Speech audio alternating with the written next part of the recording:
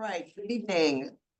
Tonight we are going to have our operations work group, and I'm going to be convening the meeting tonight for board member and Chair Castro. All right, so we're calling the meeting to order. There were no written statements submitted for tonight's meeting, and I believe we have one registered speaker for tonight who is online. So we'll start with our public appearance. Okay, our online speaker is Jeffrey Lewis. Did I go ahead? Yes, Yes. you're ready. Thank you. Yeah, good evening. It's good to see you all again. I just want to briefly make I guess there are 4 points I wanted to share with you tonight. First, as I have in the past, I want to express my appreciation for the opportunity to be in partnership with MMSD. We've been in the district since 2013. I don't know how many schools we've touched, but certainly we've worked with hundreds of kids, and it's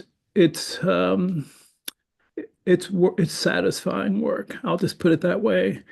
I would like to let you know, if you don't already, that since August, we've not had a contract with MMSD, and due to the budget constraints on your end, I assume, and our inability to raise funds on our end. However, we've stayed working with the district at East High School. We wanted to maintain connection with the district, but we also felt like we didn't want to. There was some good work happening at East, and we wanted to continue to find ways to support that. So we've supported it this year so far, just using our reserve funds. We put in an application to public health for the violence prevention funds, hoping to use that to support the work at East. We had the support of Dr. Gothard and the district, but unfortunately our application was not successful. So, and this is the part that's hard for me. Our funds are running kind of low, and we're going to run out of funds. Unless we're successful in finding funds, we're going to have to pause our work in the district, probably at spring break. I'm still doing some budget work, but I think we can make it through the end of March, basically. We remain committed to this work in the district. We will continue to do our community meals and community events. We can afford to support families and students with those monthly efforts, but our ability to be present in the district, in the schools, will come to, well, I wouldn't say come to an end, but will have to be paused. There are implications for me, though, and for our organization. That is, I may lose key staff at this point. Again, just want you to be aware of it. And if there are any questions about that, feel free to reach out to me. I'll continue to do everything in my power to find ways to continue this work. I still believe in it. I believe in the support. I believe in what you're trying to do. I believe we can help. And we'll have to find a way through this. So thank you.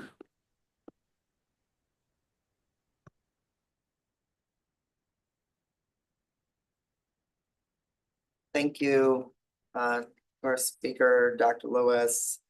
At this time, we will move into approval of the minutes. I move to approve the minutes from the operations work group meeting dated January 13th, 2025. All right, all those in favor? Aye. All right, that passes 6-0 unanimously. For tonight's operations work group, we have several topics, one being 2025-2026 budget development, coming back to our strategy and revenue projections. We also have a transportation update and a referenda and building services update. And with that, I will pass it over to Dr. Gothard. Thank you, Chair Nichols, members of the committee, staff, and community that are watching tonight. Glad to be with you. It seems a little bit stranger. We're talking 25-26 budget development. It feels like just yesterday we were talking about 2 budgets for this year, pending the result of a possible referendum that we were successful at with our community support. in gaining. Now it's time to put that work, that hard work to strategy, showing what the long range sustainable plan is for MMSD. So to start us off tonight, Bob Soldner is going to give an update on our development for the 25-26 budget. Thank you, Dr. Effort.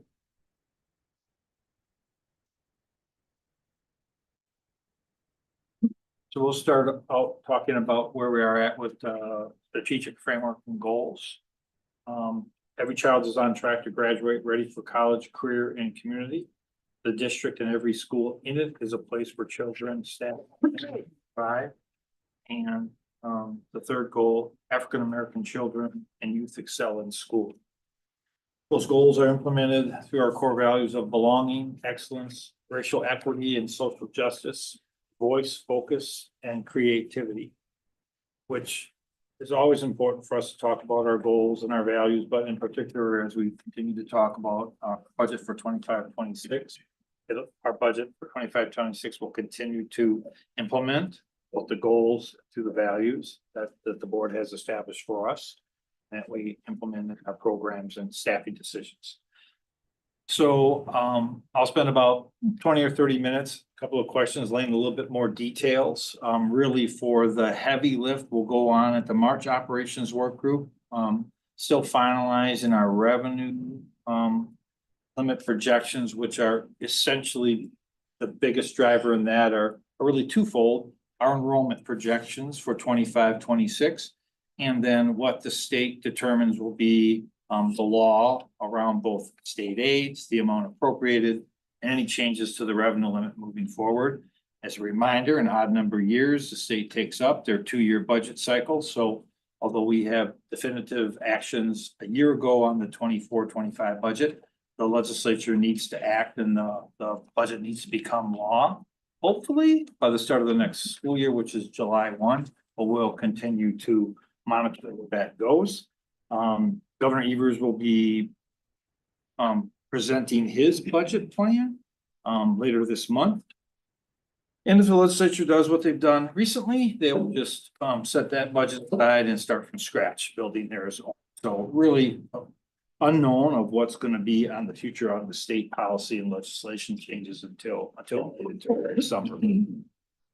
Followed by that, Nick will introduce his team, both from transportation and building services, and we're going to get an update from Vanessa Cruz, and she'll introduce herself when we get to that section of the presentation, along with Nick on building services, and then Scott will walk through and provide us an update of all the work they've been doing. Scott and the team, our owners rep and our architectural firm, working with district staff and leadership on our preliminary plans for the 2 sites that will be first addressed in spring of 2026. So the hope is we're going to be on time and stick to our agenda of an hour and a half. Always my goal. We hardly ever reach that goal, but you know, it's a goal for us to down in an hour and a half. Really, in terms of the next slide, in terms of outcomes, it's just information sharing for tonight, and we'll get into different levels, as I said, when we get to March operations work group, start laying out some of the revenues and large cost areas above our base expenditure levels for this school year. So our budget planning approach really is the same sequence that the board has followed for the last, at least recent history. The goals have been established, and we'll continue to take a look at 24-25 and the initiatives for 25-26. I talked about the status of the revenue forecasts, assumptions from state law, and our projected enrollments. Talk a little bit more about enrollments when we get to that slide in a little bit from now. We're going to continue to take a look at our baseline staffing, which for Madison, that is our work on our workbooks. We've been spending the last months, several weeks, developing our allocations by school for this year. Many changes that were made in terms of reallocating staff, and we'll be presenting preliminary, we call workbooks to the school building, the 25-26 workbooks. And really in the next week or so, and meet principals. This is an ongoing process that we will do from now really until the start of the school year. if we decide to do what we have historically, and that is create some additional staffing to deal with any enrollment adjustments that occur between now and September of 2025. And the compensation strategy, our starting point is CPI. We know CPI for 25-26 is going to be 2.95%. We're working on estimates, and we'll share those at the March operations work group. The impact on salary by fund for that 2.95% raise. We'll also have some estimates on the step and lane piece. That's part of the handbook and the agreement with our employees in terms of adjustments to the base before we talk about that CPI adjustment. And then we'll talk a little bit more about some of the strategic priorities that we're still working on with Dr. Gothard and the senior leadership team. In March, our plan is to have some better estimates. If you want to go to the timeline on the next slide, Jesse. So between now and the March operations work group, we should have later this month estimates from our healthcare providers, what the anticipated, we do believe it's going to be a percentage increase to our current year costs looking into 25-26. Last year, we budgeted about $12 million for an increase. Not knowing exactly what it's going to be, I suspect we're going to be in the same type of neighborhood in terms of a double percentage increase in our healthcare costs to fund the existing plan that exists moving forward to 25-26 from this year. Again, we'll hopefully have plans later this month and then be able to present some more details and some numbers. Really, that large areas of our cost is the salary increases, healthcare increases, and then any additional staff in terms of increased allocations. And then we'll identify a couple of more areas, much like we did last year about this time, kind of identifying some known increased expenditures from this year's base spending till next year. So over this year's level of expenditures. Okay, so that's kind of the timeline and where we're at. It's exciting stuff, I know. But it's so our budget principles are the same in terms of the equity tools that have been developed by the board and my predecessors and other leaders in the district. These are linked in the information and slides that we provided in terms of our equity tool and our educational equity guidance in terms of how we make our decisions. Obviously, equity being at the forefront, closing opportunity gaps and getting our resources to the students and families that need it the most. That's our guiding principle. We're going to spend a little bit more time going back, and I'll bring this for March about our budget guiding principles. And I made an attempt last year, if we talk about our budget vision in terms of taking some of our guiding principles and really creating this vision that has been in existence for a few years now that are tied to our 3 strategic goals. But I think it's worth kind of talking about the vision in terms of us making decisions to allocate our resources consistent with the goals, really closing opportunity gaps, getting additional resources to the students that need it the most to close those opportunity gaps that those students and families are facing. Continuing to address our priorities, as we've talked about, addressing racial and socioeconomic inequities continues to drive our work here at Madison. And then the continued investment in our facilities, not only the 10 schools that were approved at referendum last fall, but Scott's working with his team to update that facility condition report that we updated and published in the fall of 23. And then we took that and created that long range facilities plan. So Scott's really working with the staff, wanted to get an update on that facility condition report. Then we'll use that information to inform our long-term facilities plan. And then also take a look at that 10-year long-term capital improvement plan that you approved last spring when we created that Fund 46. which is an investment tool for us to set aside funds today to use into the future for those projects that you identify in your capital improvement plan, specific to state law related to the 146. We're always aligning our resources for the financial and operational stability over time. So as we look to use our federal funds, assuming they're going to be around a year from now, we'll focus on our Title I schools, which are really focused at the schools that are most in need in terms of those opportunity gaps, often indication socioeconomic factors. And then the continued equitable distribution in terms of resources to students with the highest needs, which is really, we use that focused Title I dollars for that, for the economically disadvantaged funds. And then we use some of our local funds also to supplement that funding decisions in terms of program.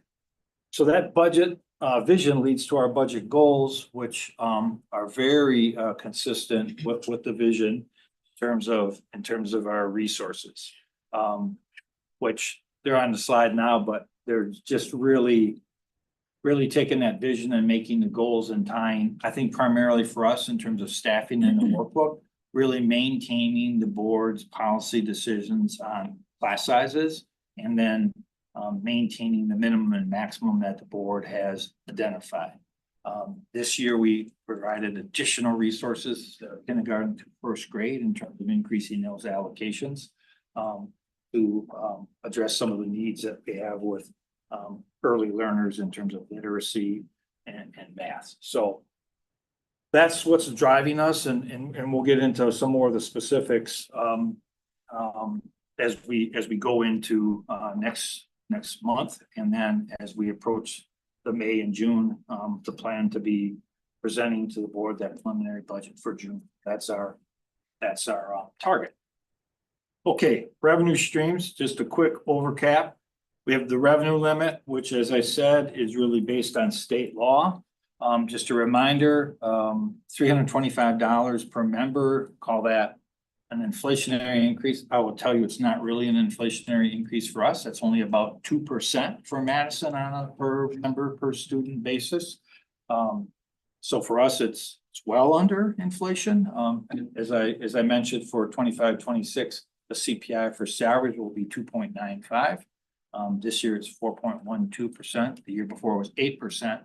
So at 325, it's not really an inflationary increase. It's better than nothing. That was achieved ongoing from a veto, again, from Governor Evers, and that veto is been litigated and is before the Wisconsin Supreme Court.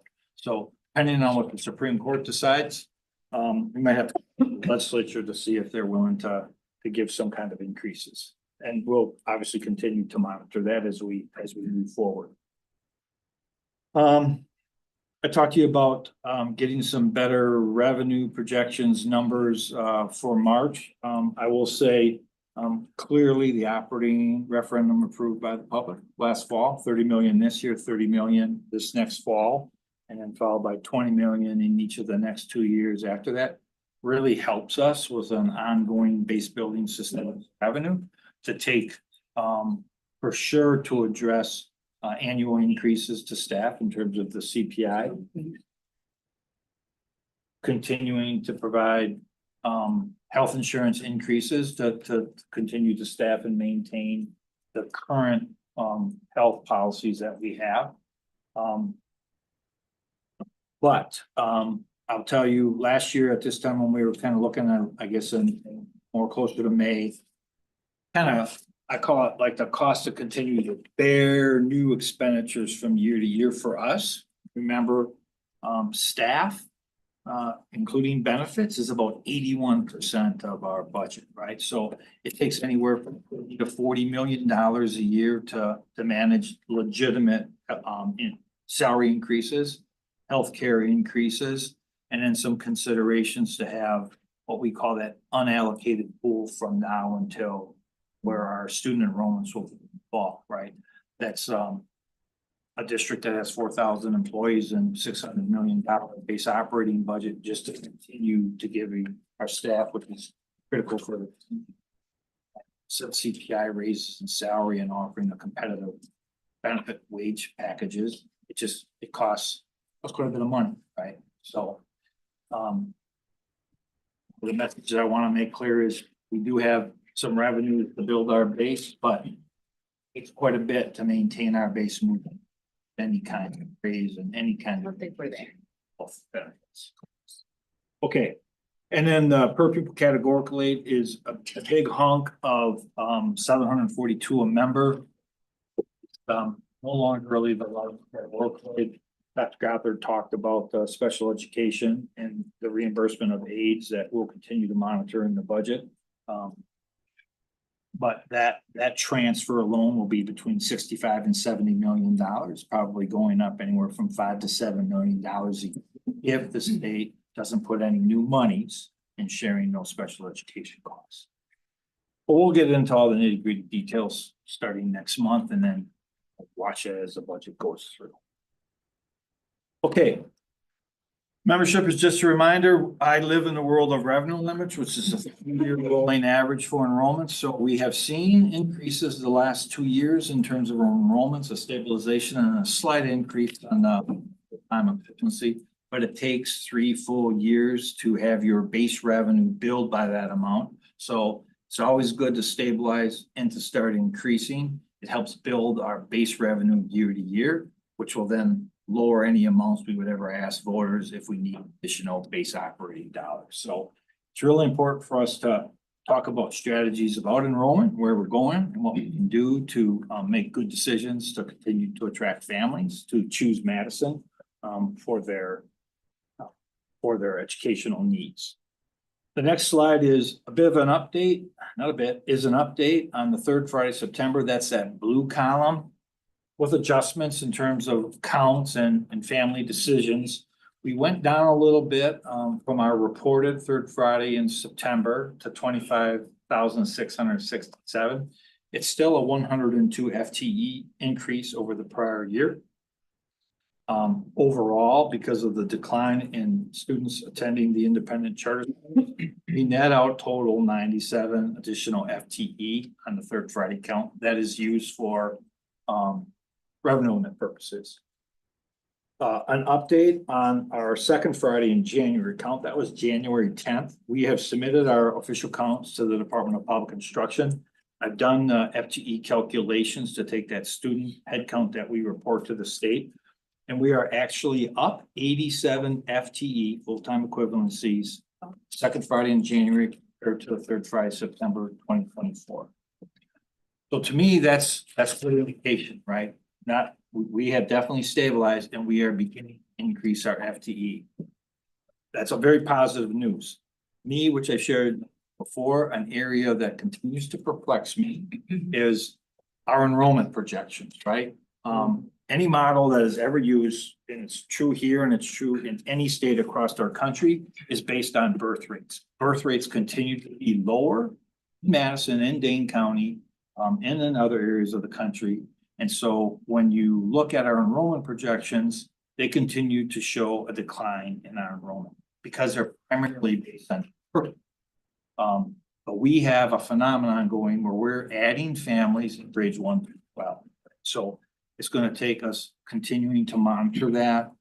There's a lot of development going on in the city. Some of that development are residents of the Madison School District. Some of it are residents of Sun Prairie and Milton Cross Plains and Verona and Oregon, right? So Madison is definitely increasing in terms of development, but the resident school districts are different based on where that growth is happening. So we'll continue to look at it, but very positive that our second Friday in January count is higher than our third Friday in September count. So we'll continue to dig down into the details of that. Okay, so that's good news. I think it's good. So this is a chart that shows our enrollment going back to 11-12. And if you look at our 24-25 enrollment compared to 11-12, we're up 451 FTE. The issue is if you look at the last, we peaked for several years and we did decline over the last 4 or 5 years, but the last 2 years we've had a stabilization and a slight increase, right? But it's kind of like putting the numbers in context, right?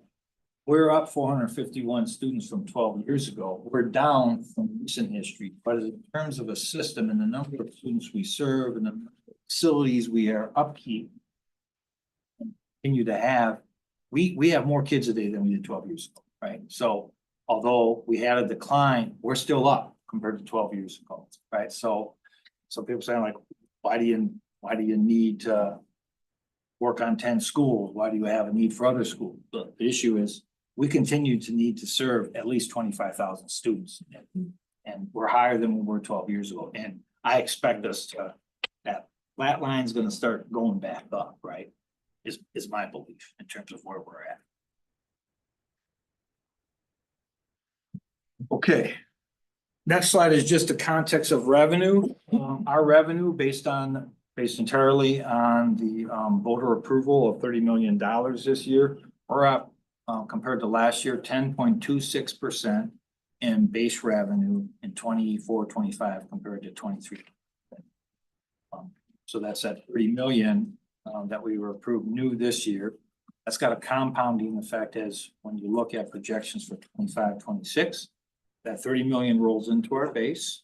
And then we get another 30 million on top of that will become part of our base. Which is real critical for us because you could see this graph where the blue line is above the orange line means we had years where our costs were going up by inflation and our revenues were not maintaining pace, which as you are well aware, that's one of our primary facts that we shared with the public over the last year in terms of why we needed to go to operate referendum. Okay, the same graph looked at a little bit differently is the blue is our base revenue from year to year. The orange in fiscal year 22 and 23 is what's called hold harmless. When a district loses student enrollment under revenue limits, they get a stopgap of a year or two of inflated revenue, really, which is a good part of the formula. And that it gives districts an opportunity and boards to say, hey, our base revenues are going down. We need to have some decisions here. Are we going to reduce expenditures or are we going to ask the voters for additional revenues? The gray area is what the voters approved in terms of recurring, primarily voter approved recurring exemptions. There's a couple other recurring exemptions that we don't need to get into tonight. But it's a little bit more detailed. But the key you can see in 24 were the blue and the gray. If you follow that blue and gray from 24 over to 25, you can see the gray has become blue.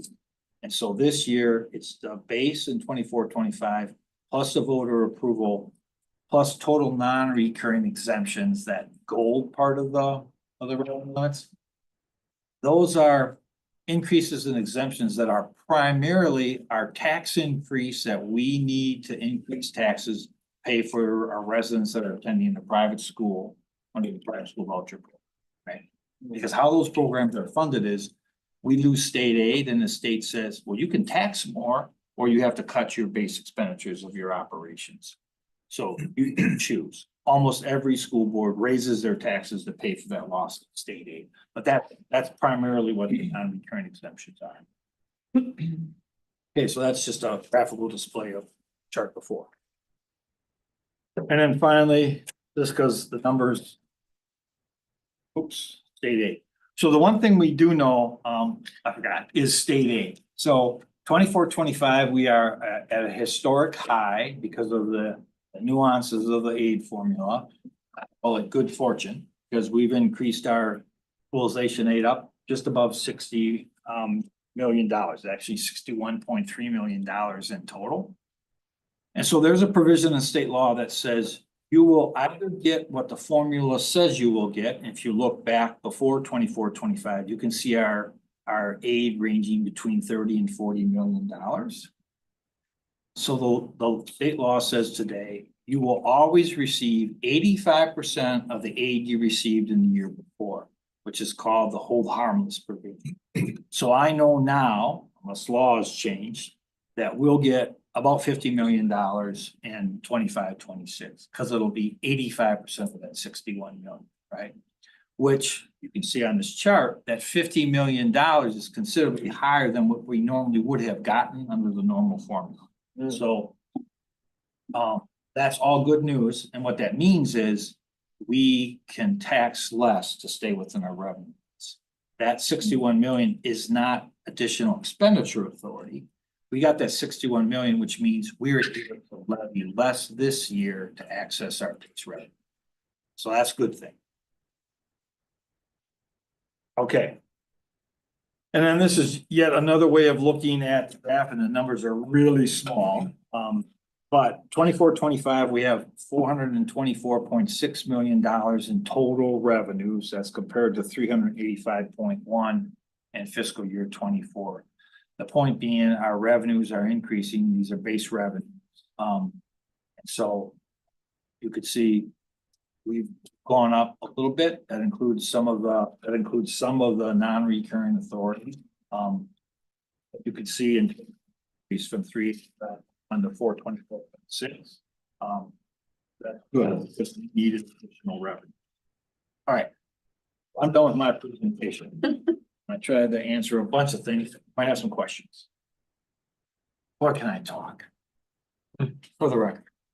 Make sure that's in the record. Board Member Muldrow? Yeah, so your prediction, looking at next year's budget, and I'm sorry if this is a prediction or if we know that's going into next year's, that CPI is at 2.6%. CPI is gonna be 2.5%, and we know that WERC has come out and said that is the CPI.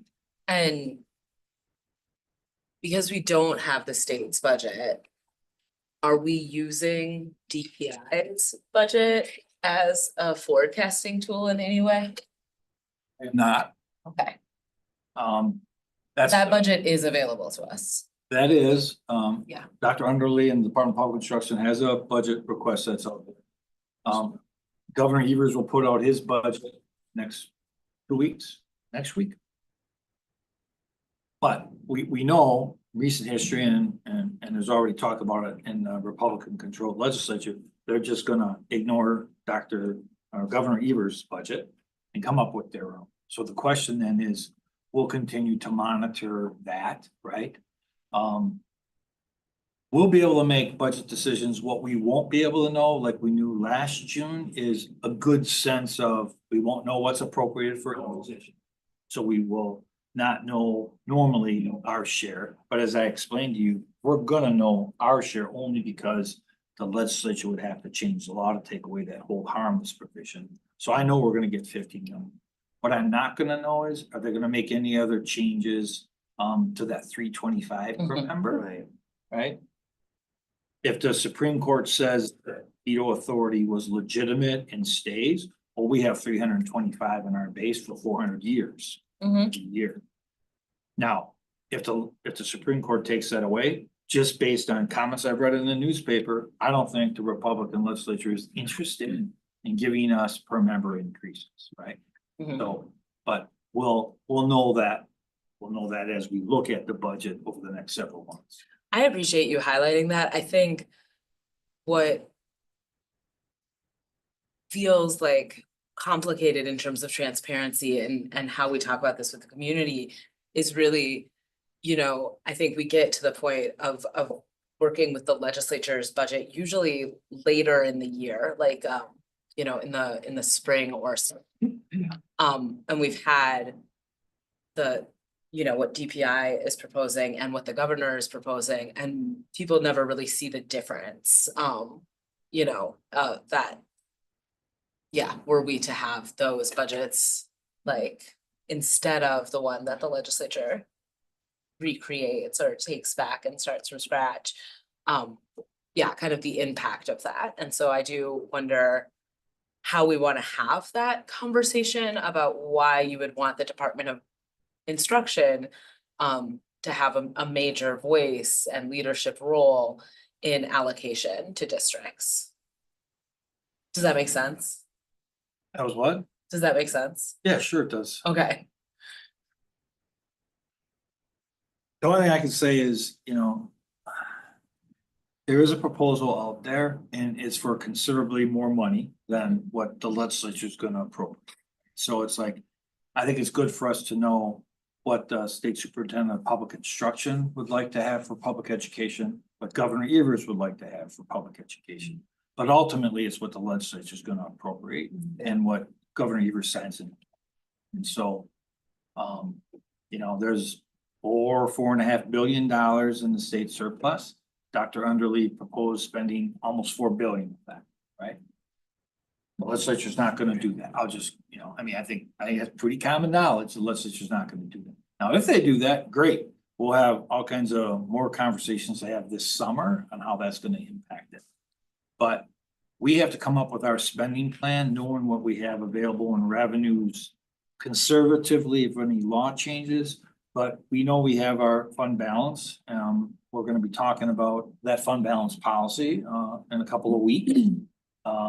And that'll have financial implications, right? If we wanna increase that fund balance or decrease it, right there, there's a dollar association with that.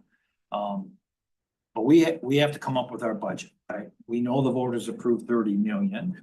I will say that's all relative, right? If the legislature goes in and changes state law like they did 12 years ago and reduces our base completely, I don't think Governor Evers would sign that into law, but that 30 million is assuming, I mean, that 30 million is added onto our base. The legislature controls the base, right?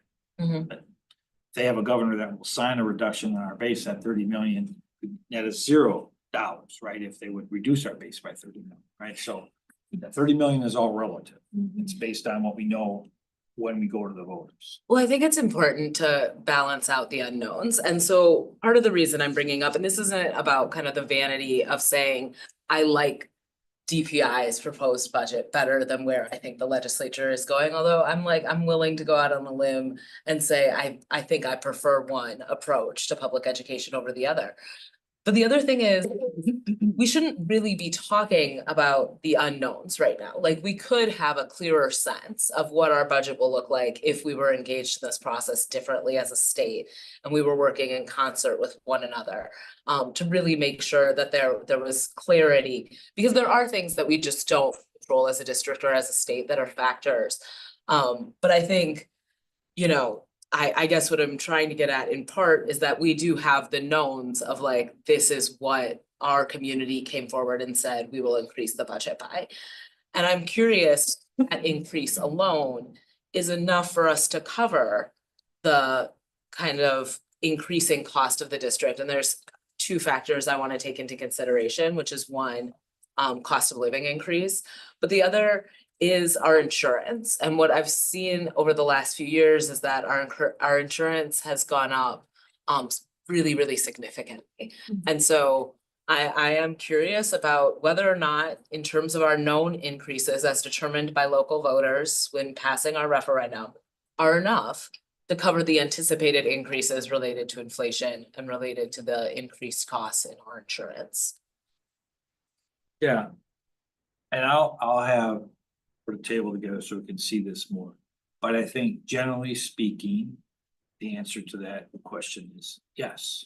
That the 30 million this year, and 30 million next year will be sufficient revenues for us to be able to manage a CPI wage increase and our health benefit increase, right? Very likely. The budget, well, there'll be unknowns, which there's always unknowns, right, as we go through this. But that 100 million that we presented, you all presented to the public and they supported, was based on what we were estimating, projecting we would need to do just that, right? To continue to fund the health insurance program as it exists today, right? Without making any changes to that plan, right? That plan will likely cost for the foreseeable future, I guess, double-digit increases, right? So I'm thinking we're gonna need 12 to 15 million for health insurance costs. And like I said, when we looked at what we were talking about last year in May, we had between 35 and 45 million dollars to cover these kind of expenditures, right? So I think just straight up, the 30 this year into the base, the 30 that we'll have in the fall, if you take full advantage of that authority, we should have sufficient revenues, right? One of the unknowns that we haven't talked about, we'll talk about more when we look at that fund balance policy, is us continuing to have a replicable way of looking at actual expenditures to budget expenditures in a context that we can use to make decisions, right? So this budget, we budgeted 23 million out of our fund balance to end the year. Good, right? So what I hope to be able to present a month from now is better numbers on that salary, better numbers on benefit costs to date, and where are we at? It's not gonna be 23 million, it'll be something less, right? Cause I know we've had some vacancies, right? I can see what we've been paying every month for benefits and salary, and I know we're not gonna need 23 million. What that number is, I wanna share that next month, but I know it's trending in the right direction to have available revenues looking into. I think that's really important, and I do want to mention this, I've said this before, I'm interested in us changing that fund balance policy to 12% to 24%. So that we're staying within our own policy, because right now we're outside of our own policy because we have more fund balance, not because we have less.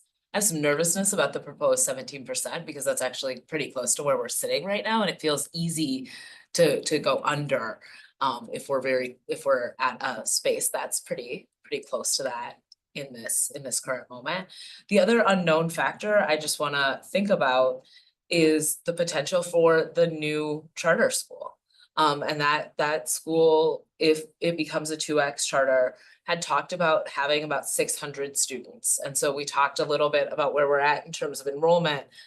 What would it look like for 600 students to exit the district? Or, you know, if we project that 150 of those would come from surrounded areas and come from MMSD, what's the impact on the budget? That would be the first thing we'd have to do, right? And I think the plan talks about building up to that 600, right? I can't remember what the number is, starting at 100 or 150. That'd be my first question. So cost that out, Bob, what are additional revenues? Where are these kids coming from? Are they just transferring from one of our comprehensive high schools now? Then there's no new revenues, right? Then we already have those revenues accounted for. And if we have to pay X for 150, that's all new costs. So that has to come from somewhere. That's new revenues, or has to come from fund balance. Okay. Right. Now clearly, if they come through open enrollment, that's a different financial picture, which is why we want to know really where are these 150 kids coming from if we go forward, that school happens in that context. Okay, I think that's a relevant factor, both if we're having a conversation about that school as an instrumentality of the district, but also the conversation about if that school were to become a 2X charter, what is that impact? Because in my opinion, there's a significant impact if we saw a decrease of 150 students going to the next school year. Yeah. We can talk more about that. That's The only other piece I'd add around not even caution, just thoughtfulness around the fund balance changes is that we also haven't talked about the potential for a change in federal reimbursements in the federal program. So that's kind of an unknown. Are they going to be gone? Will they be, reduced a certain amount? So until we have a better sense of that kind of certainty, we want to allow ourselves as much flexibility as possible so that we can program and serve our students in the way that they expect, that we know right, and can make sure that we can those bills. Is there a timeline in terms of the federal implications that we need to be paying attention to at this point? That's a good point. Thank you, Dr. Goffin. So this budget, 24-25, we have budgeted $37 million in federal reimbursements. We have in the bank about 7. If the federal government were to walk away right now, we'd have a $30 million hole in this year's budget, which would have to be fund balance, right? Okay. Or you'd have to cut expenditures between now and June, which is almost impossible. Not very difficult. So you're saying we're not talking about next year anymore, we're talking about I'm talking this about year. this year. Right? We've received. And when would we receive the other 30 million usually? So any other federal programs, you have to expend the dollars, you have to incur the costs and then submit through the portal to DPI to an approved budget. And then receive that money back in reimbursements. And so there's always a bit of a delay. You have to have the expenditures to seek the reimbursement. we're trying to quicken the pace of getting our refund of expense, just like everybody else is, to get that money in. You know, my hope is that, you know, Congress appropriated the money for this year, and if Trump administration wants to cut that, well, then they should go to Congress and decrease the appropriations for next year. I'm hoping the courts support that. That is the law, but Congress can change the law, right? So, but yeah. Well, that's a new flavor for this conversation, so. Yeah, so that's another one of those big, you know, talking to Dr. Goffard, kind of mapping this out, it's like, there's a, you know, it's not a lot on a 600 million, but 30 million is a lot. A lot of, that's a big budget hole, right? Right. Thank you.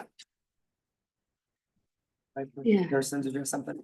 Yeah, no, I just wanted to say, thank you, Ali, for uplifting that. If you go to the state legislature website, and then you can see the document that is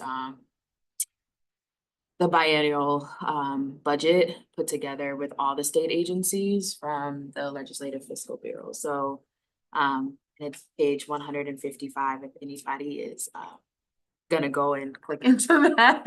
But I just wanted just to say that, because I think there's things like making full day 4K 1 FTE that the DPI is proposing. Let's hope that we can do that. And some other kind of increases and such that are being proposed. I guess my question is, Bob, in the development of this budget, I mean, ways that we can, you know, go out and kind of like advocate for certain parts to ensure that we kind of use our political voice around the changes, and trying to find ways to work with our legislature to get some key things, to make sure that they get passed. I guess just in your opinion, and this is not to say like, or Joe can answer this too, Dr. Goffard. Just like maybe key things that you think are really important for us to advocate for, to kind of like help support, you know, the DPI budget and or the governor's budget, or just, you know, not necessarily a specific budget, but just key things are like the most salient. If we could get those passed, that we can get those passed. Yeah, Vice President Pearson, I think a few things for us to think about is many times we hear in budget approvals by state legislature, there's the talk about unfunded mandates, meaning that you are told you must, but there is insufficient or no revenue there to deliver those services. One other thing I'd like to share though is funded mandates can be equally problematic. From a value standpoint, I don't think we would disagree, but it is telling districts exactly how to spend, you know, money that they receive. We might already have, you know, funding that's directed in that way. And what it does is it really strips us of flexibility. Two of the things that the Dane County Consortium, just about every platform in the state is talking about, are relief to the special education cross subsidy. The state is $1.8 billion underfunding specialized services to the tune of 66.4 million this last year for us, and, you know, hundreds of millions throughout the state. Whether you go to a small rural district or one of our big five in the state, you know, that has an impact on overall revenue that the districts can, you know, can pull from. So I have found, at least in discussions that I've had, is that there is support for that, you know, around the state. The other is to simply, but to tie our revenue increases to inflation. Something since, you know, before Act 10 was gone. And what it did is left this gap that is now up to $3,000 in per pupil funding. I mean, both of these things I mentioned, the per pupil funding tied to inflation and the underfunding of special education. Right now, the common thing that we're hearing around the state is that every district is going or will be going to referendum. These two things, if they're funded, you know, even not into their full, would prevent that from taking place. It would allow districts the kind of planning, sustainable planning, so that they wouldn't have to rely so much on local property taxpayers to fund their school district. So those are the two things, special education relief in this next biennium to reduce or eliminate that cross subsidy, that underfunding, and tying our per pupil formula to inflation, making sure that there is some automatic increases in line with inflationary increases. Yeah, thank you for sharing that, because especially the point of rural versus urban areas, and honestly, we're all having the same issues. And I know that in certain spaces that divide or perceived divide exists. But I think it's important to state that majority of our districts, no matter where they're at in the state, have had to go to referendum and will probably continue to go to referendum until something is fixed. And yeah, so thank you. Board Member Mosner Feltham. Thanks. I just appreciate this whole conversation across the board. I had one question, Bob, for you. I heard you talking about tracking month to month where our spending is compared with our budget. And I know we've talked a lot about like when that kind of tracking is something that we can be seeing on a regular basis. Can you give me an update on where your team's at with that?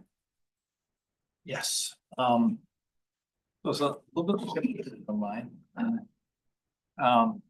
We collect all the relevant data points, but we don't have a good model that I can go to every month and say, oh, this is where we are across fund source and across everything. You can go in and get details and reports, but we don't have one model to tie it all together. And we've been working on it, and I think we're real close, but we don't have a model yet created. So it's taking all the data points and putting it into a usable format where I can say, I don't want to have to spend 40 hours every month to get this, right? I should just have this report, right? Sure. I'm 40 months too. Yeah, and we have different systems that don't always talk to each Yeah. other, and so, but I think we're making great progress.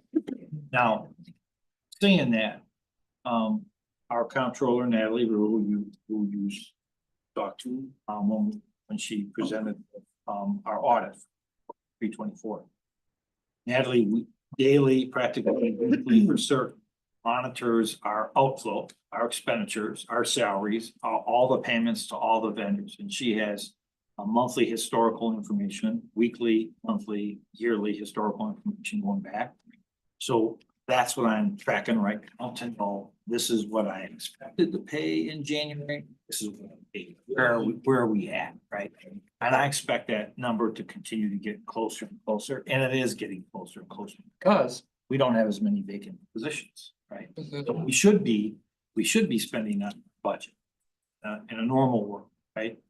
So it's just pulling all that information together, and I hope to give you an update at March, right? So we are tracking. So that's why I know we're not at 23, but I don't know for sure what that number is. Is that 12 or is it 15 million, where I think we're gonna be into our one-time funds?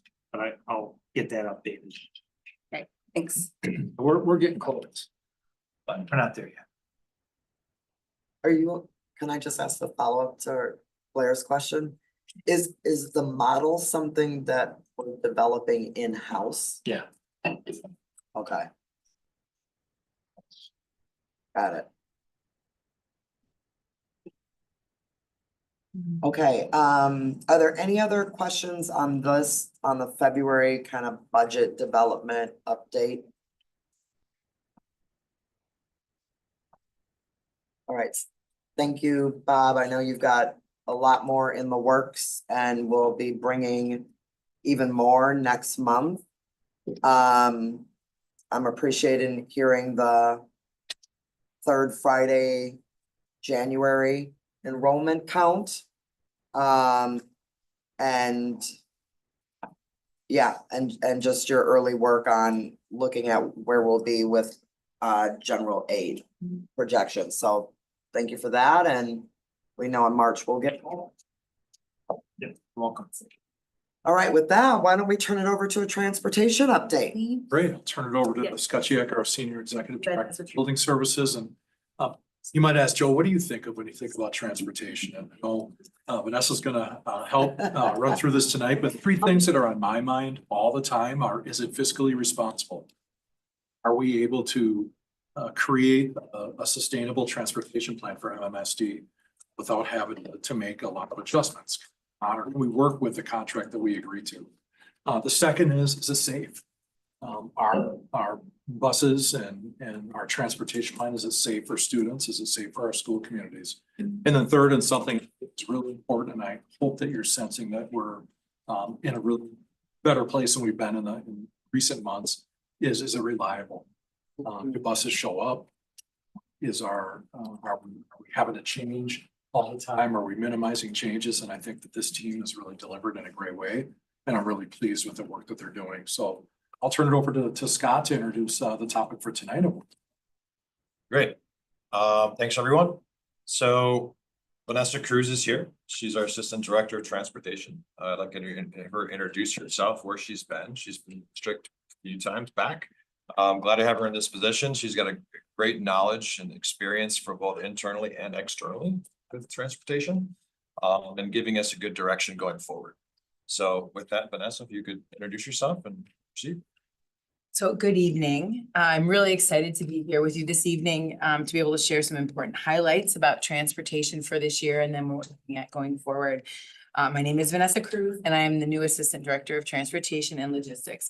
I've been with the district since 2019, but a large part of my career has been in operations. Most recently, I was a transportation coordinator with MMSD, and I spent a year with First Student as the Assistant Location Manager, also here in Madison. So our transportation puzzle is one that I'd like to help solve.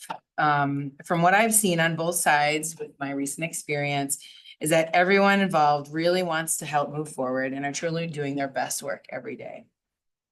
But that being said, I want to take some time to specifically highlight the work of the MMSD transportation team and share what they're doing every day. Oh, one more. Thank you. Okay. So as Dr. Gothard said, things have improved, right? We're not where we want to be, but we're headed in the right direction. As the MMSD transportation team as a whole, we want to continue to enhance our service to the community. We're working to build relationships with other departments in order to understand district goals and barriers to see how transportation can help while still adhering to the guidelines set by DPI and local board policy. We want to find economical solutions and, most importantly, move away from that reactive approach towards a proactive, solutions-focused, and transparent approach. Next. So let's see here. Here are some current statistics. Let's keep up with her. Okay. As you can see, overall, the transportation department, which consists of 4 coordinators, is responsible for the transportation of over 9,000 of our students. And here you can see the breakdown by the type of transportation. We have about 8,000 that are on yellow bus routes, almost 600 that are on specialized routes. We have currently 335 TEP students being transported, and that includes 471 4K students. And we also do partner to help make sure that MSCR has the after-school routes that they need. Next. So with MSCR, I did, in order to get a current update, I reached out to Ian Hanna just to see where he feels like things are and making sure that we're meeting the goals that he has and things that we need. So according to Ian, attendance has increased with their programming. He attributes part of this increase to transportation, helping to make these programs more accessible for students. You can see that out of the 5,000, around 5,000 middle school students that we have in our district, about 75% of them have participated in MSCR after-school programs through January. Out of the 12 middle schools, 10 currently have yellow bus service after school. Badger Rock has a van route that supports their programming, and service to O'Keefe will be coming in weeks. Okay, so now we're going to go into our yearly routing process. I wanted to highlight, I think, with everything else that's gone on in transportation, just really that work that our team is doing hasn't really been talked about. And so that's what I want to do in these next few slides. So first about yellow bus routing. Okay, so kind of put things in perspective. We have one coordinator who routes 8,000 of those students. One coordinator does that. So these routes are more consistent, right? So he's working on the routes from last year, comparing them to what our needs are this year. And then we're also anticipating things coming up for the next year. So every year routes are reviewed for capacity, length, and safety. Adjustments are made for new construction and the growth and development of our community. And he does review timing too to make sure that things work. Some other areas that he is focused on is he does the routing for the 4K students, and there's a lot of complexities along with that because of our feeder plan that we have when there's not space at the home school, or at times transporting those students into other pre-designated locations that we work out with the with the 4K office. And then also transporting students in the dual immersion and dual-based language programs. And again, there is a feeder plan program that's established that's on the website, and those are the students that we're working to transport. Those get complicated. We have, you have students that go from one area and there's only a few of them, but the space between them all is long, right? So trying to work to make sure that the routes are balanced, that they're the length, that it's not too long. That, I mean, we don't want kids on the bus for an hour. So trying to figure out the best way to balance the capacity of the bus with the timing of the route is part of what he does. And then we also have 4 parochial schools that we support transportation for, and he's the contact for that. So again, with all of our processes, we're looking on improving and being proactive instead of reactive. And then also working to start processes sooner in the year.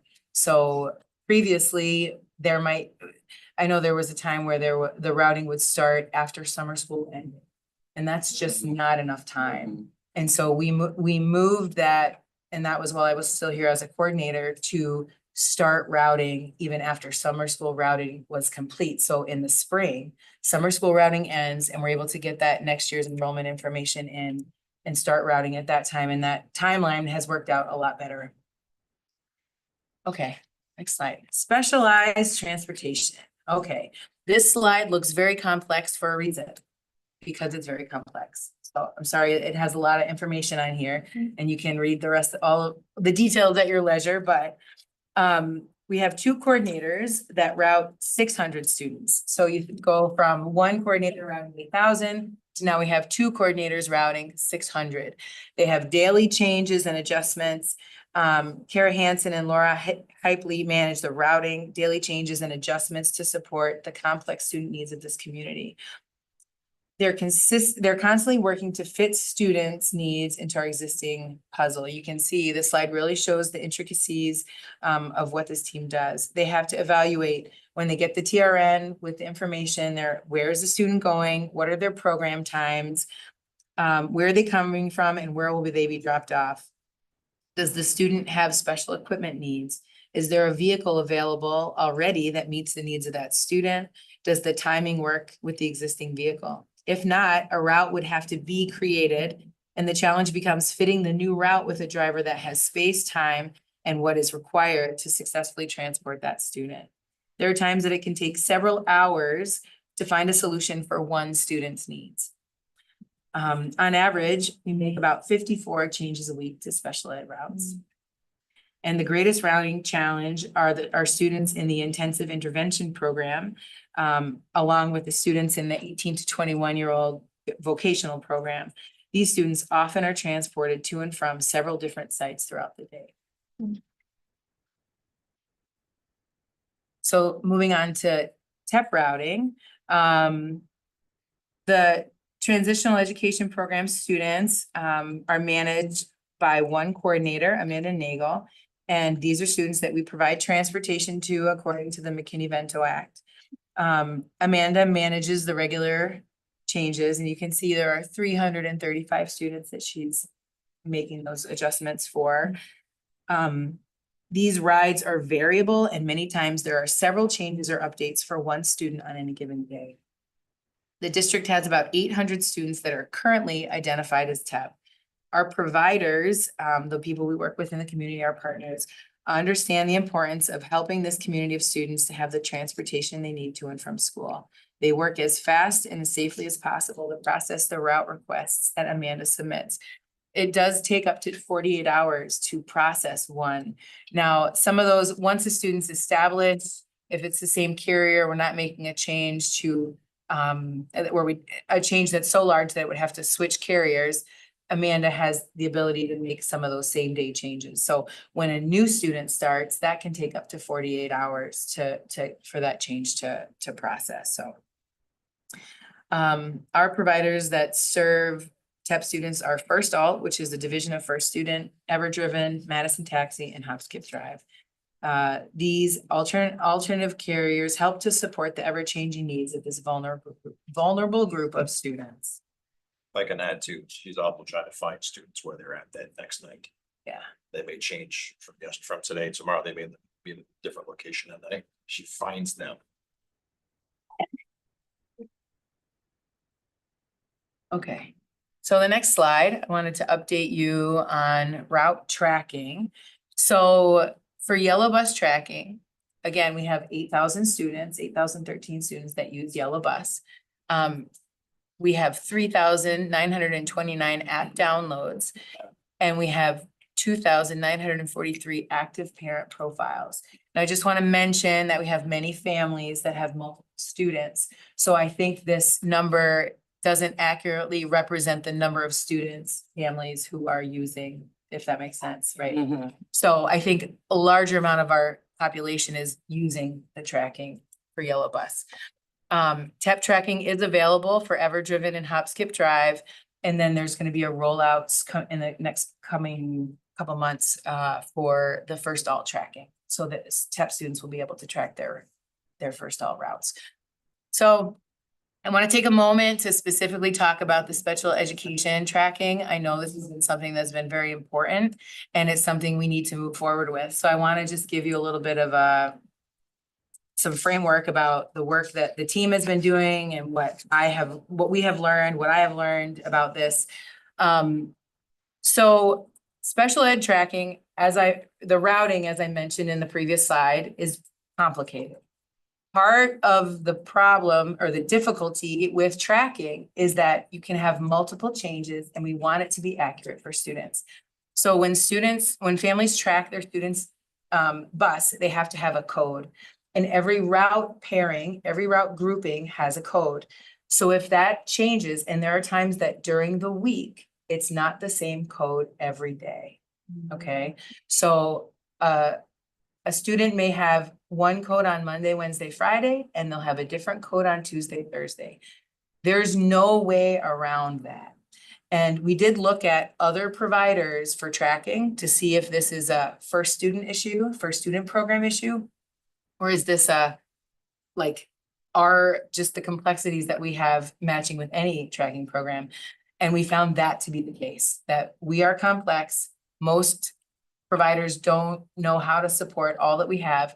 So we are working to pilot, we need to move forward. So we understand that it's complex. We're going to figure out internally how to manage that because case managers receive the transportation assignment for students in their caseload. And then they're the ones getting that out to families. So along with that information needs to be given the route tracking information so that those families will begin to be able to track their routes. First Student does have support. And so this is not something that case managers are going to have to be helping parents set up the app. They're able to call into support. They have support in Spanish and some other languages. So I know that they're able to do the yellow bus rollout was pretty seamless. We did a pilot and we didn't get much feedback, negative feedback. I mean, we have sometimes the route's not tracking. That's kind of normal. But we didn't get like this big influx of this is never working. So we're hoping that having the consistency with yellow bus and families being able to set things up, that we're able to now move into special ed routing. Again, identifying a school to pilot and then taking that feedback to move forward to make sure that we have a clear process so that families have what they need. So, okay. So then just kind of looking overall in review. She getting there. Okay, so this is currently what we have. So for yellow bus routes, we have 171 routes driven AM and PM by 61 CDL drivers. In the specialized transportation routes, we have 157 AM routes, 78 midday routes, and 154 PM routes driven by 59 non-CDL drivers. We currently have 21 bus attendants, and then the on-time performance for first student for the month of January is 90%. Okay, so then just an update with our partner, the City of Madison Metro. There are 34 Dodgers, which includes two Dodgers providing service to students at Capitol High. They're running 21,678 hours of routes per year for MMSD. I asked them about the rapid transit, and the rapid route A runs from east to west, from Easttown to Junction Road with stations near East High School and Memorial, connecting students to community resources, libraries, shopping, recreation, and entertainment. Buses arrive every 15 minutes throughout most of the day. And then Metro also has the ability to track their bus. They have the mymetrobus.com, or they have a transit app, and they can also be tracked on Google Maps. So moving forward, based on current conditions with the time needed to further solidify our foundations, we will remain at our current routing schedule for 25-26. The MMSD transportation team is continuing to review our processes to ensure that they align with DPI and MMSD board policy. We really want to change this is the way it's always been done mentality by asking, what is the practice? What is the policy? How do we become more effective, student-centered, and economical in our overall system? Our city is growing and changing. How do we anticipate the needs of our evolving community to be a collaborative, proactive part of the MMSD team?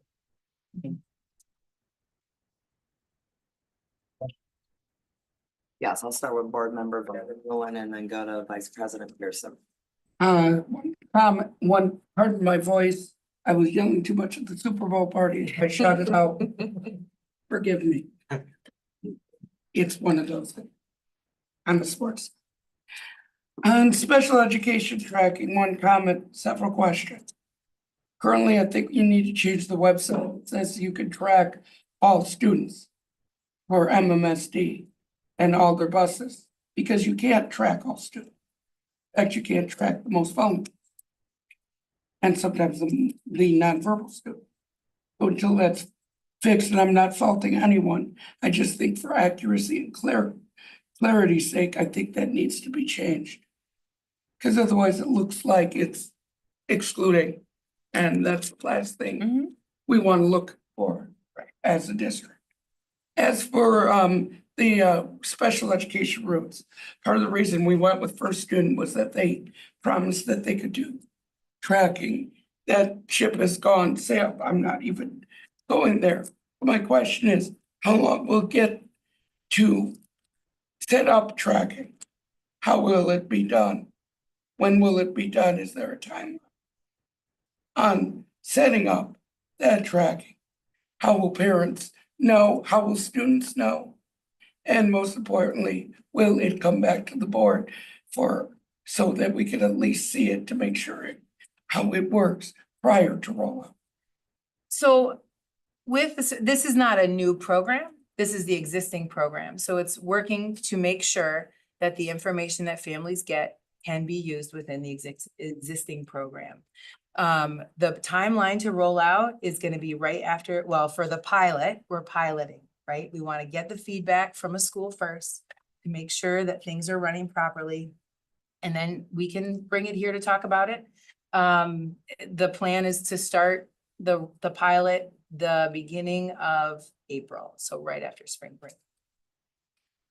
And yeah, we need to make sure it's clear, and we need to make sure that the systems work together so that it helps these students. Yeah, and so so there are other students that are able to be tracked, right? I said the TEP students are able to track, some of the other providers track.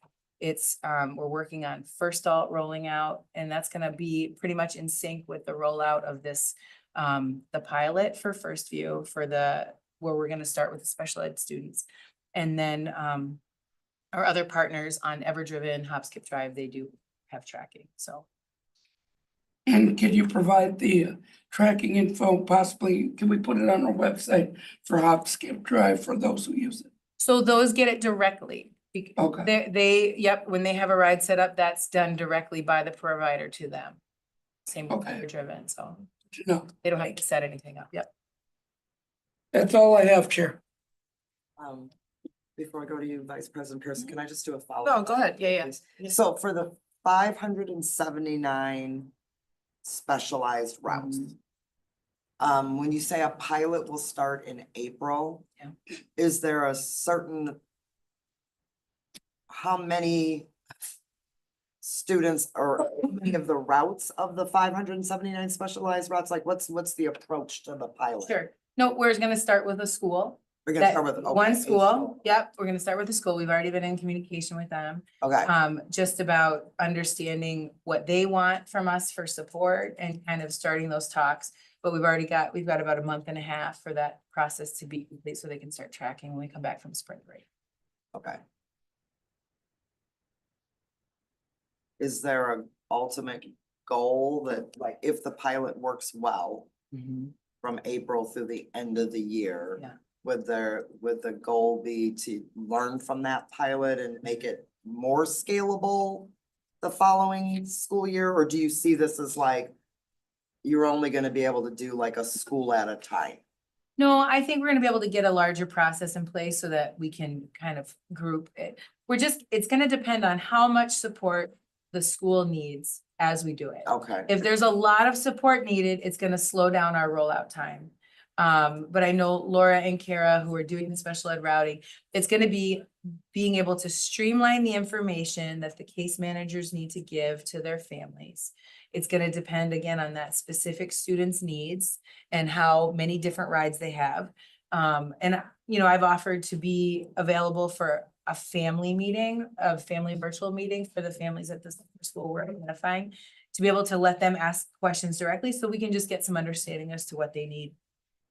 And we'll make sure that we want things to be sound before we go forward. I wouldn't want to roll out a program that has all these issues that we haven't covered, and that the program itself doesn't have issues. It's making sure that our communication of what the families need is accurate. And then, I think we should be able to do this fine for the summer. Summer tracking is a lot more simplified, and most students are going to one place.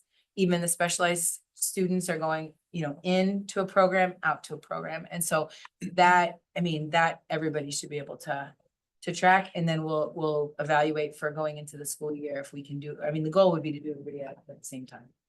Right, for the fall. Our goal is the mass majority by school year 25, 26. Yep. okay, There will be some exceptions that are very intricate programs which allow good tracking, but there are other needs that we'll work on to address them. all right, thank you. All right, Vice President Pearson, and then I'll come back to Board Member Mosner about them. Yeah, so my question is just about the metro. First, thank you for like the very detailed information just about like our relationship with First Student. And some of the complexities that we've been navigating and kind of how you all are now structuring the department. So thank you for that. So Madison Metro's BRT, what time does it start? That's a great question that I don't have. Okay. And I can. Because I believe it starts at 8 a.m. Oh. And so I have a child who walks 15 minutes to the transfer point at 6:45 a.m. to get to Memorial School, and she takes a bus ride for an entire hour to get to Memorial to be on time for school. And so I would be interested to know like how the city can then accommodate, and I don't know if this is a possibility, but to highlight, to say the A in the BRT, like the B or A and some of the other ones that will be online hopefully soon, if they don't start early enough for our kiddos to get to them and then get to school early enough. To me, it's almost a moot point to say, well, the BRT can help support it, like.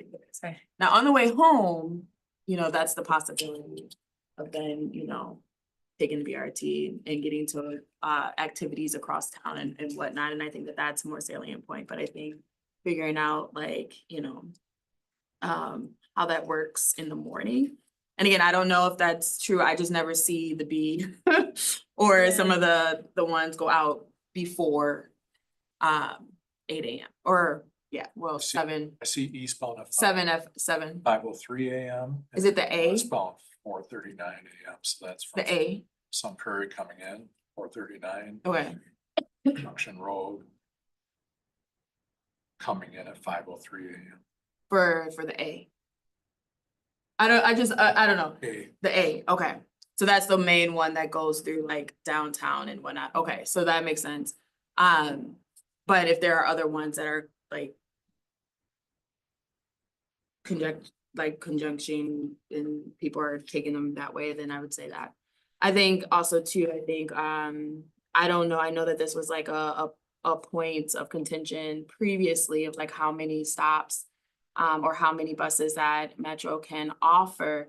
But if we are having more students utilize Metro to get to school than we probably anticipated. And just based off those numbers, I'm like, that's a lot of hours, that students are using their bus passes, which is great, right?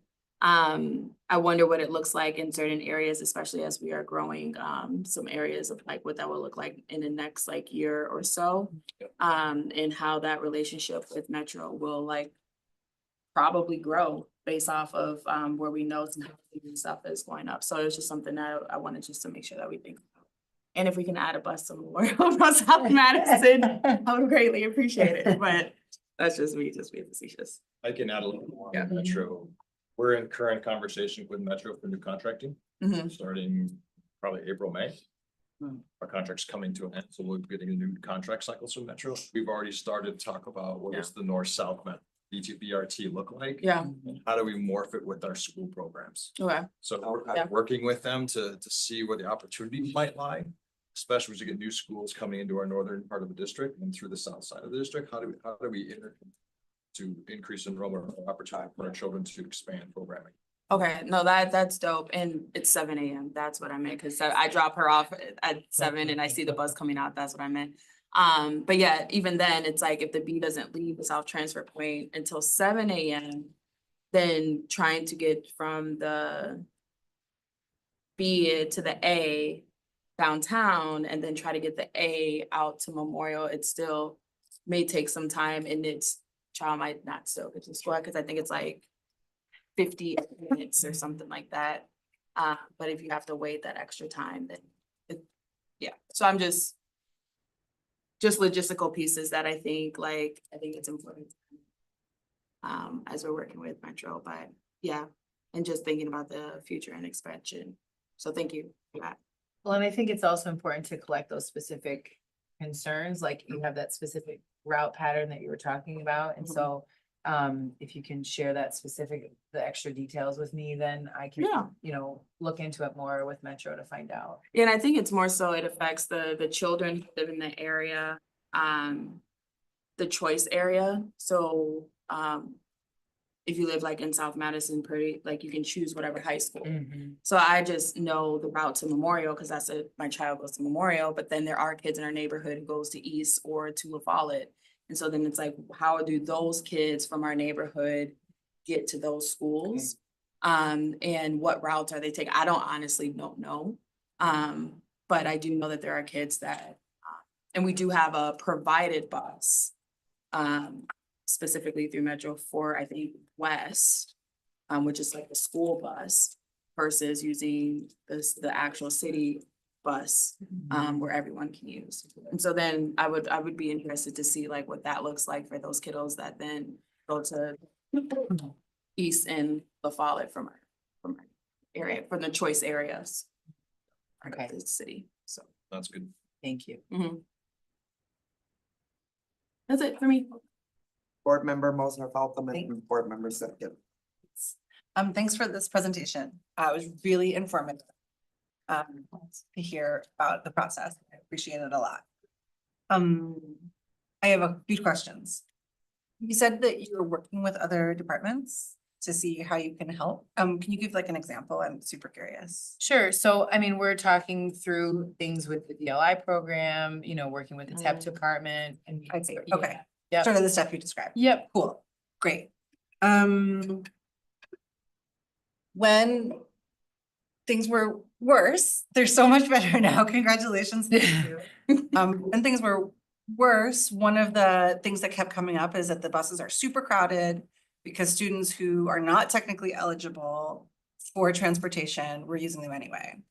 And the process that we followed was notifying families, hey, actually, you're not eligible for transportation. You can't ride the bus anymore. The thing that we kept hearing was, and perhaps when there's room, we can, when we know how many students are actually riding, then we can go back and see if there's other opportunities for students to take the bus. Is that still something that's you're in conversation about in your department? Is that something that's been dropped? What's going on with that? That's a really good question. And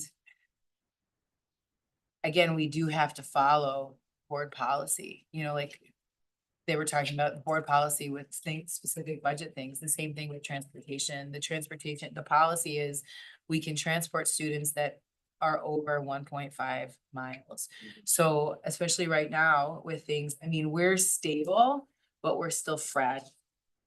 So we're improving, but it's still very delicate. And so by, you know, saying, sure, you can get to a bus, get on it, you know, that's not the approach we can take right now. Okay, I think we need to wait on evaluating those types of things. great. Thank you. Mm-hmm. My last question is just about like, what's happening that's making all of this improvement possible, and where are there barriers you're experiencing? Sure. Well, I would say that a lot of this work has been being done.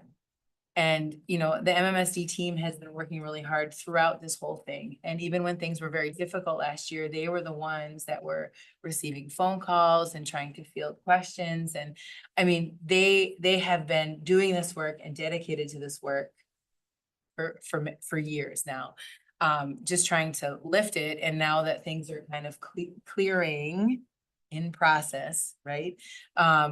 Trying to lift what they're doing and just the load that they carry every day. So, and then what was the other part of your question? I'm sorry. It's like, this is my usual question Okay. about like what makes the good work possible and what gets in the way. Sure. I think what gets in the way? What's that? Yeah, not enough drivers. I was thinking internally, but yes, not enough drivers and recruiting. You know, first student is still at net zero, not gaining ground, even though they're actively recruiting. There was a statistic that I can get specifically again from first student, but even where they fall with their pay is higher on the scale, you know, for Madison, they're in line. But sometimes drivers just want to get their CDL and they're exiting once they get that. They're on for a month or two, getting some experience, and then they're exiting. So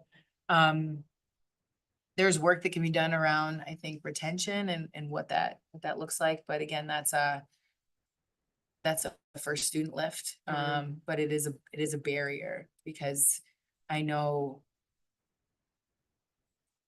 it seems as if regardless of the carrier we have, we would still be in the same situation with the lack of drivers. And that's, the wages are hourly, the hourly wages are higher, but the actual hours that a person works are still like They get a lot of work. If they want work, there's work.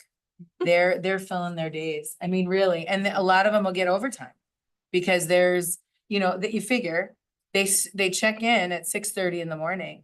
And some of those after school routes are not finishing till 6:30, 7 o'clock at night. So if a driver starts early, maybe they go home midday for a break, but they're busy. You know, there's 4K midday routes and they get minimum. So they work in the morning, they get a minimum, but usually they're exceeding that because of the routes they're doing. And then midday, same thing. They can do 2 routes, they can do field trips. There's lots of schools that want field trips, so there's lots of work to be done. And even in the summer, they do after-school routes and they're full of charters, and not just from MSD, but from people in the community, hockey teams and senior groups that want to go places. There's a lot of work, so. Thanks. I appreciate all your. Yeah. Board Member Semkin. Hey, first, I just want to say it is great to be in a space where we're just fine tuning. Yeah. It just feels good to know that we've made it this far. And I know how much it was. And so it's interesting to have you be someone who's been on both ends of that. I think I want to start by picking up with where Board Member Mosner Feltham just left off, which is, do we have at this time adequate buses for things like taking our sports teams to and from where they need to go? Vehicles, we do not have enough drivers for that. You're talking about the route, like the route conflicting high school charters. So we're working on that. I reached out to Gary and we have people coming up because there are some coaches or staff members that have their CDL that can be, the plan was, and this was like, I wasn't part of these conversations, so I'm trying to pick them up again, about some people that would like to come on just to do those specific charters so that we can have those, because there are vehicles available. It's just having the drivers at the time of the routes. Okay, so I remember a few years ago, I was a parent in the district. They were just asking parents to take kids from place to place. Is that what's happening now with our sports team? I'm unsure. I think some of it, they're probably trying to get from Cobuson and from other carriers. I imagine, I don't know for sure, and probably some of that as well, the parents transporting. So where does that sit as far as whose responsibility it is to have that transportation for school related activities that isn't getting to and from school to go to school? That's ultimately coming back to transportation. It's been kind of pushed out a little bit as we've gotten more deeper controls, pushing for students who want to optimize the routes that we have. We're doing also special education work to minimize routes that are going out to free up other drivers to start to expand back to getting control of the high school charters, athletic events, other events that we can pull back into control. Right now it's been kind of outsourced to make sure they can find the space. But as we're getting back entrenched back in the control of it, it will come back to the bounty. Okay, so will, as in next year? As we're working with Jeremy and that group now, is what do we think that and how can we start easing back into that Okay, and making sure where other pain points might be. that sounds great. In my experience, that was definitely an equity issue around the ability to participate in sports, was the ability to get to and from. My other comment is, I have seen in these numbers, I think quite a bit of consistency in having very few assistants on the buses or attendants on the buses. And so I'm wondering, first, what's going on with that? Like, we just haven't seen what I can see as any progress at all. And I know that that is something that helps our students feel safe and helps keep the buses under control. So what's going on? Sure. So there were 41 applications submitted this year. We currently have 21. Okay, but that doesn't include, like, we carried some over. So people applied and there were, I don't have the number of how many quit, but I know, at least during while I was there, I saw lots of attendants quit. Come in, I'm not doing this. I can't do this job, you know, so it is higher stress. It does require higher skill. That's why our SEAs get what they get, and they get training, and and our attendants get a level of training as well. I don't have all the answers. All I know is a gap, and there's a need for more skill for that group to be able to do the things that they're being asked to do on the bus. So, it's difficult. It's difficult. I mean, we know what teachers are struggling with in the classroom when they might have an SEA with them that's supporting them. And they have half of what's on a school bus or a quarter of what's on a school bus, right? So, yeah, it's something that, I mean, there's a bonus. So if somebody would like to be an attendant, there is a bonus. We've worked with schools. Anytime a school reaches out to me asking for an attendant for their route, I'm like, please ask your community, because your community is going to be the greatest resource to finding attendance for your route. There's $1,000 sign-on bonus for attendance right now. And is it? How about So- board members sign up for a shift though? Well, there you, I mean, and then you can report back, like it's a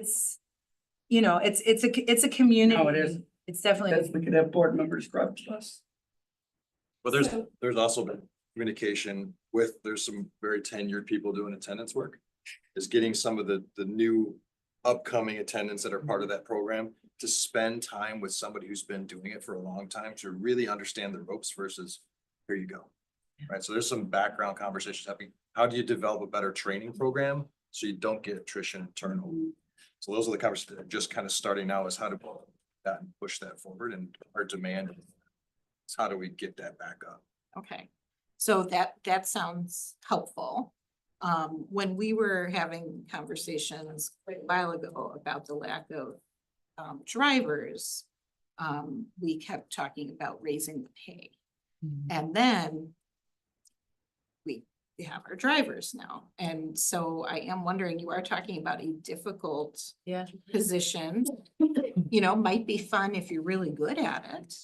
But that would take, obviously some pretty major skills to do. So are we in conversation with First Student about the actual rate of pay? They're looking at rates of pay for all their staff at this time, evaluating what they're going into next year. Yep. They do that in anticipation of recruiting for this next season of recruiting, so. We haven't gotten very many comments about transportation this year at this board email, which is a really, really good sign.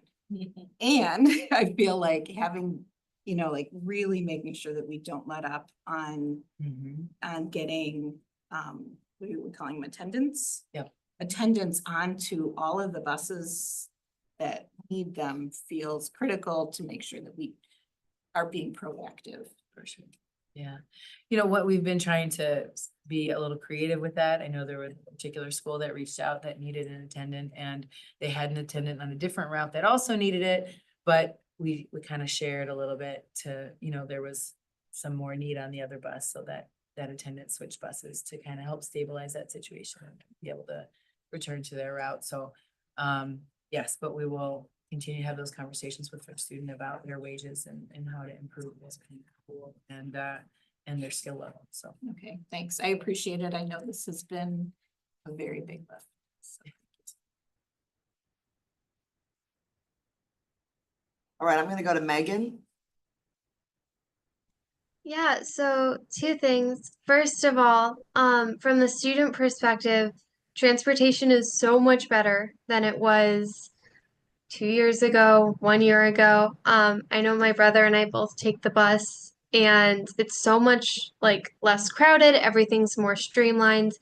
And so far this semester, at least at West, we've only had a single late bus a handful of times, and one of which was on the day where everything was icy, which was amazing to me. So thank you so much for all that work. It makes it a lot easier to get to school on time. The other comment I just have was because there was a conversation or a question line about transportation for school teams. And the other aspect of that is students will drive other students when they can't get a bus. So I was on a sports team for a number of years, and I know that while my sports team was a club team, this was also true for a number of varsity teams where if you couldn't get a bus at a certain point, you know, if you were an upperclassman, you would drive the underclassmen. If you drove to school every day. And then once the underclassmen became upperclassmen, like the expectation was like that was also a responsibility that they took on for their team. So just putting that out there. And that also kind of happens if for some reason like sports teams didn't have enough funds to be able to pay for a bus to whichever game or whichever space they're going to. So just something to be aware of, but I wanted to add that to the conversation. Thank you, Megan. Yeah, thank you. Wise, let's not. No, I think we've each had opportunities to ask questions and get some clarification. I wanted to just say thank you so much for the update. It's always a great reminder to hear again about how many students are actually on our buses. And I think the details that you provided tonight around what it really takes to route and to make sure that we have routes that are, you know, kind of accurate and safe and timely doesn't happen without a lot of attention and work. And like board member Simpkins said, and Megan, thank you so much for your perspective. Like, it is great to see how much progress we've made in the last 2 years. And I also hear your acknowledgement that we still have quite some ways to go on our specialized routes. And so I'm happy to hear that you're starting a pilot with one school, getting close to that school and really understanding what it takes to be able to track. And hopefully, I don't know if you answered this, but for the families on our specialized routes who currently don't have tracking, are they just contacting the school directly, or is there somebody on the specialized? You mean to routes let them with know? Yeah, to let them know if something was happening. Like- How are families who don't have tracking Sure. finding out about their student? So well, on one hand, the schools do have the ability to track their school's routes in a Oh. dashboard. Okay, Oh, so okay. all the principals and secretaries have access to that. And so they can see, as long as that like, if there was a vehicle that broke down, that was a specialized route, if that was accurately updated or within enough time to still allow for tracking, that secretary or principal would be able to look at that and be able to help identify. Otherwise, they call the transportation department, or they can call for a student directly and say, my bus. So what we say this for all students, that if you're expecting your bus and it's 5 minutes late, you should call. Give us a call, because if a route is running more than that amount late, then we want to know why, especially a specialized route. So, I mean, it could be icy, it could be that, you know, for specialized students, they wait 3 minutes for a student if they're gonna wait to make sure they're gonna come out. So if you have a route with 5 students and you're the last one to load, that could get late. They build that 3 minutes in, but we also don't want to over plan for that 3 minutes, because then driver's gonna run ahead of schedule, right? So there's that little bit of play in the special ed routing that we have to pay attention to. So if a parent needs support, we have people in at 6:45, starting at 6:45, about when our first routes start to pick up. So somebody's always available to take their call. Dispatch for student spec ed is there from 5 o'clock in the morning or before. So there's always somebody that can help answer a question. Okay. Board member Vandermeulen, how about your last comment, and then we have one more topic? Absolutely. I'm glad to see that's approved. Last year, you had several parents of kids with disabilities where it took over 45 minutes to find their student. One parent who shared the email that I could share with the board said it took over 2 hours for them to find her nonverbal daughter. And one who was our disability ombudsman, they dropped her son off at the wrong entrance and lost him. So I am seriously glad that we fixed that. I really appreciate it and thank you, Great. because that's crucial. So I am thrilled that you were able to fix that. It's a very good kudos. That's all. That's good. All right, why don't we, thank you so much. Why don't we move on to our last topic of the night, which is referendum and building services update. Great. We are going to turn it over. So excited to introduce Kara tonight to talk about, of all things, board members, enterprise asset management. Wow, In addition to referendum not enterprise 2024. asset management. But here's one thing that Sorry. Nick, I'm really building up. Here's one thing that is really important. I think it's so easy to get these two different approaches intertwined, and our community just approved a historic referendum that we're all so happy and proud about. But we also have a portfolio of more than 65 buildings throughout the district that need everyday routine maintenance that's planned. And you heard Scott preview this a little bit, maybe a couple of months ago, and talk about wanting to get to predictive analysis so we can stay ahead of problems before they exist. Yeah. So tonight you're going to learn more about that, some more details about that, and the team will present that. And then we'll pivot into referendum 2024. We're making really solid progress.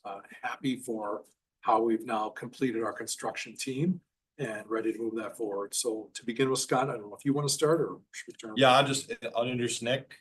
Nick's been at the district quite a while. He's worked his way up from custodials up through project management, through ESSER funds. And now recently been converted full-time as a project manager of building services. He will be part of the referendum group to manage one of the internal and school sites. In addition to that, he's kind of our munis and enterprise asset manager. So I've asked him, part of our discussion with Nick is to, how do we get predictive, right? How do we get ahead? How do we use the tools to do that? So part of this is going, how do we use the tools? And then it goes to the long range facilities plan. How do we spend the money at the right time? And plan that money for the budget to make our schools better. So with that, Nick, please. All right. So let's start with the next slide here. What is enterprise asset management? So we use Tyler ERP, enterprise ERP. So or Munis, you'll hear me call it sometimes, but really it's a set of tools that we use, and how we use them is to monitor our assets, physical assets, from the day we acquire them to the day we dispose of them.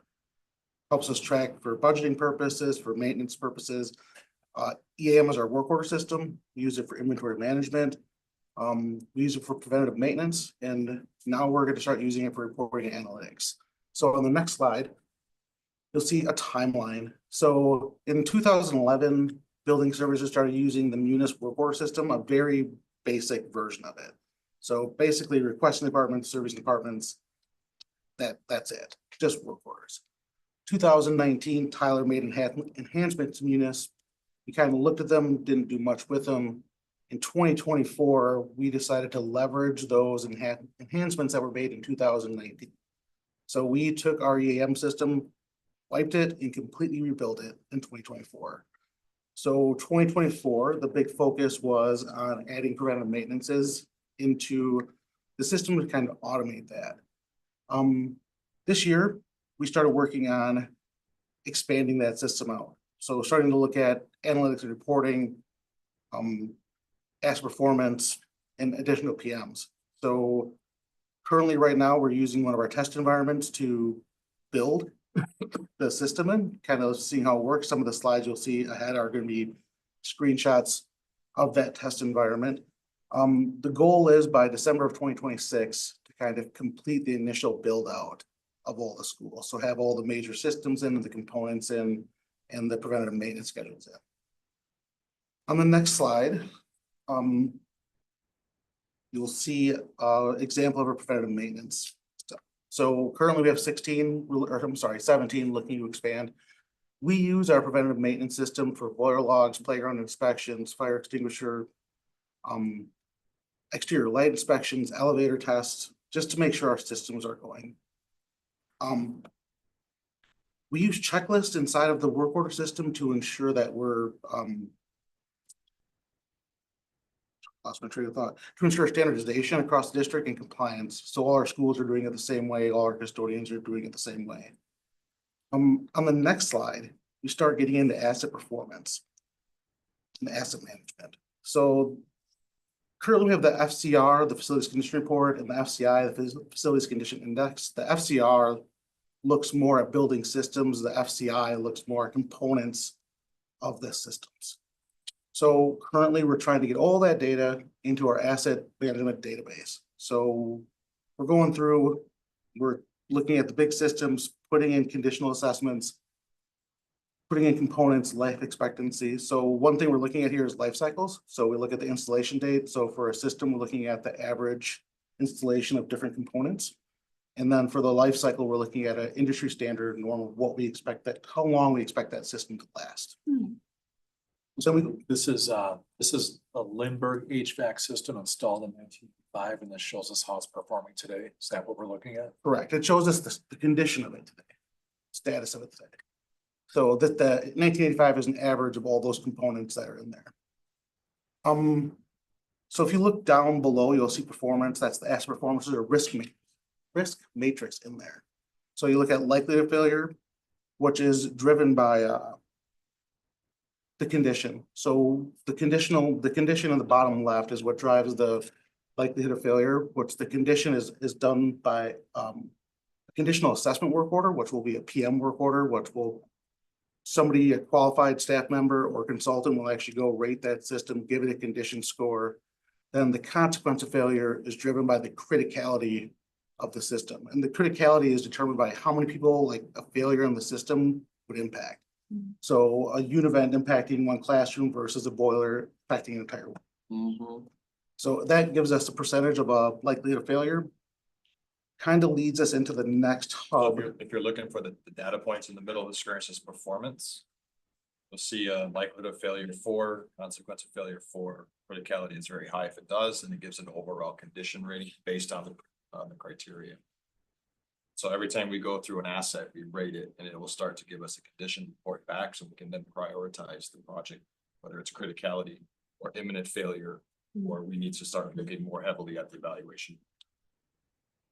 So if you go to the next slide, all that information drives into our analytics center. So when you look at this right now, this is from our test database. This is select systems at 2 schools. So you can see the status, the condition, the age, all in one hub page. It shows you the average age of the systems, the estimated cost to replace the systems. And from this hub page, once we get all this data in, we can start looking at risk, criticality, what systems are going to fail first, and what impacts they'll have, the biggest impacts they'll have. So getting to predictive by using this hub to identify problems before they're problems. So from this hub, we can create projects, and I'll go to the next slide. This is our project central hub. So when problems or systems that have a significant risk are identified, it'll become a project. It'll go into a proposed state. Once it's approved, it rolls into project statuses. So here you can start seeing if a project's in design, if it's in construction, you kind of see what the status of that project is. It also gives you estimated costs. So if you look across the top of this screen, you'll see fiscal 25, 7 projects estimated to cost 3.6 million. You go to fiscal 26, 1 project at 350,000, fiscal 27, 3 projects at 622. This is sample data, but this is kind of what we're driving towards, so we can see and predict out how much it'll cost us to maintain the buildings and how many projects we have on the forefront. And once a project goes into in progress, you'll start seeing actual completion dates, actual start dates, actual costs, and what status they're in right now. Any questions? Yeah, board member, vice president person. Yeah, so is this is a system that we've been using, or is it new, or like? So Tyler EAM, the Tyler Enterprise ERP is a system the district uses. Every department, HR uses it, accounting uses it. EAM is a module inside that we've had forever. Okay. We just are leveraging it now in ways that we have not done before. Got it. Okay. Thanks. So. Okay. But it's just in terms of building we have- maintenance piece, we Module. haven't did this module. Right. Okay, cause that's what I was like, this is a very, it's similar, but like very different. It's actually pretty cool. I like, And I want to kind of emphasize on the timeline. We talked like it was last month. It takes a good 2 years. And we're actually going at lightning speed. Hmm. We have 54 facilities. And we're planning to do one every 2 weeks. That's top to bottom. wow, So it's immense data. It's getting trades out, doing evaluation. Where is it at? What does it look like? Where are we? Hmm. So it is a constant battle. We have the project dedicated. Nick and Angela are the ones every week they're spending 25, 30 hours. Wow. Putting the data, getting with the trades, asking these questions, getting the work orders out to say, I need to go look at this. Tell me what this is. They're going to the sites themselves, doing the assessment to build out that system. Yeah. So as we go, it gets more and more database, but in 2 years, everything's in, everything starts to populate and grow. We can really get finite numbers, and we have, what's our condition of our buildings? What's your report? Mm-hmm. Here's our top priorities. Here's the imminent side. Here's what we predict to do. We'll have some things that happen, but we'll be able to predict the budgeting amounts and what we need to do to maintain our buildings based on criticality, such things that we see. Got it, thank you. Wow. That's really tough. Oh, can I ask a real quick question and I'll come to you? For the 17 projects, was that is that just an example or is that real? That's, some of them are real, some of them are examples. This is in our test database that we're just building out.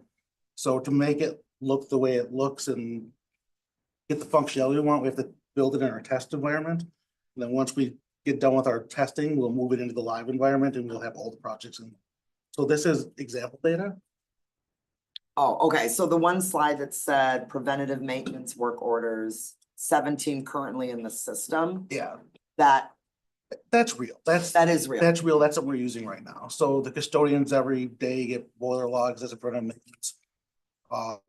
Every week they get elevator test inspections and once a month they get playground inspections, and inside there's checklists to make sure they're like, so if it's like a playground, we're making sure there's enough surfacing, we're making sure there's no pointy objects or whatever. We're going through those checklists to make sure that there's no hazards in the building. Okay, wow. And can I just ask, so on this work order slide, it looks like you have some general checklist components. Mhm. You have comments. Yep. You have images. There's a whole bunch that you can put in there. I didn't want to get too much into the weeds with that, but there's a whole bunch of communication that can go back and forth with the work order. You can put pictures in, you can put comments in, there's descriptions in of the work that they need to do. So Okay. yeah, this was just showing the checklist to show the standardization Mm-hmm. we're trying to get to with our custodians. Okay, so I think my first of all, and I didn't forget about you, board member Mosner Feltham, love seeing this. I know I was joking when you first said our enterprise asset management, and I said, ooh, but it's actually pretty cool. So thank you, okay, I like it, if I could manage my life on something like this, it would be awesome. Critical failure coming, okay. But let me stay focused. What I was gonna say is, when you talk about standardization, I understand standardization in terms of what people are assessing and that being common and standard across each site. Yep.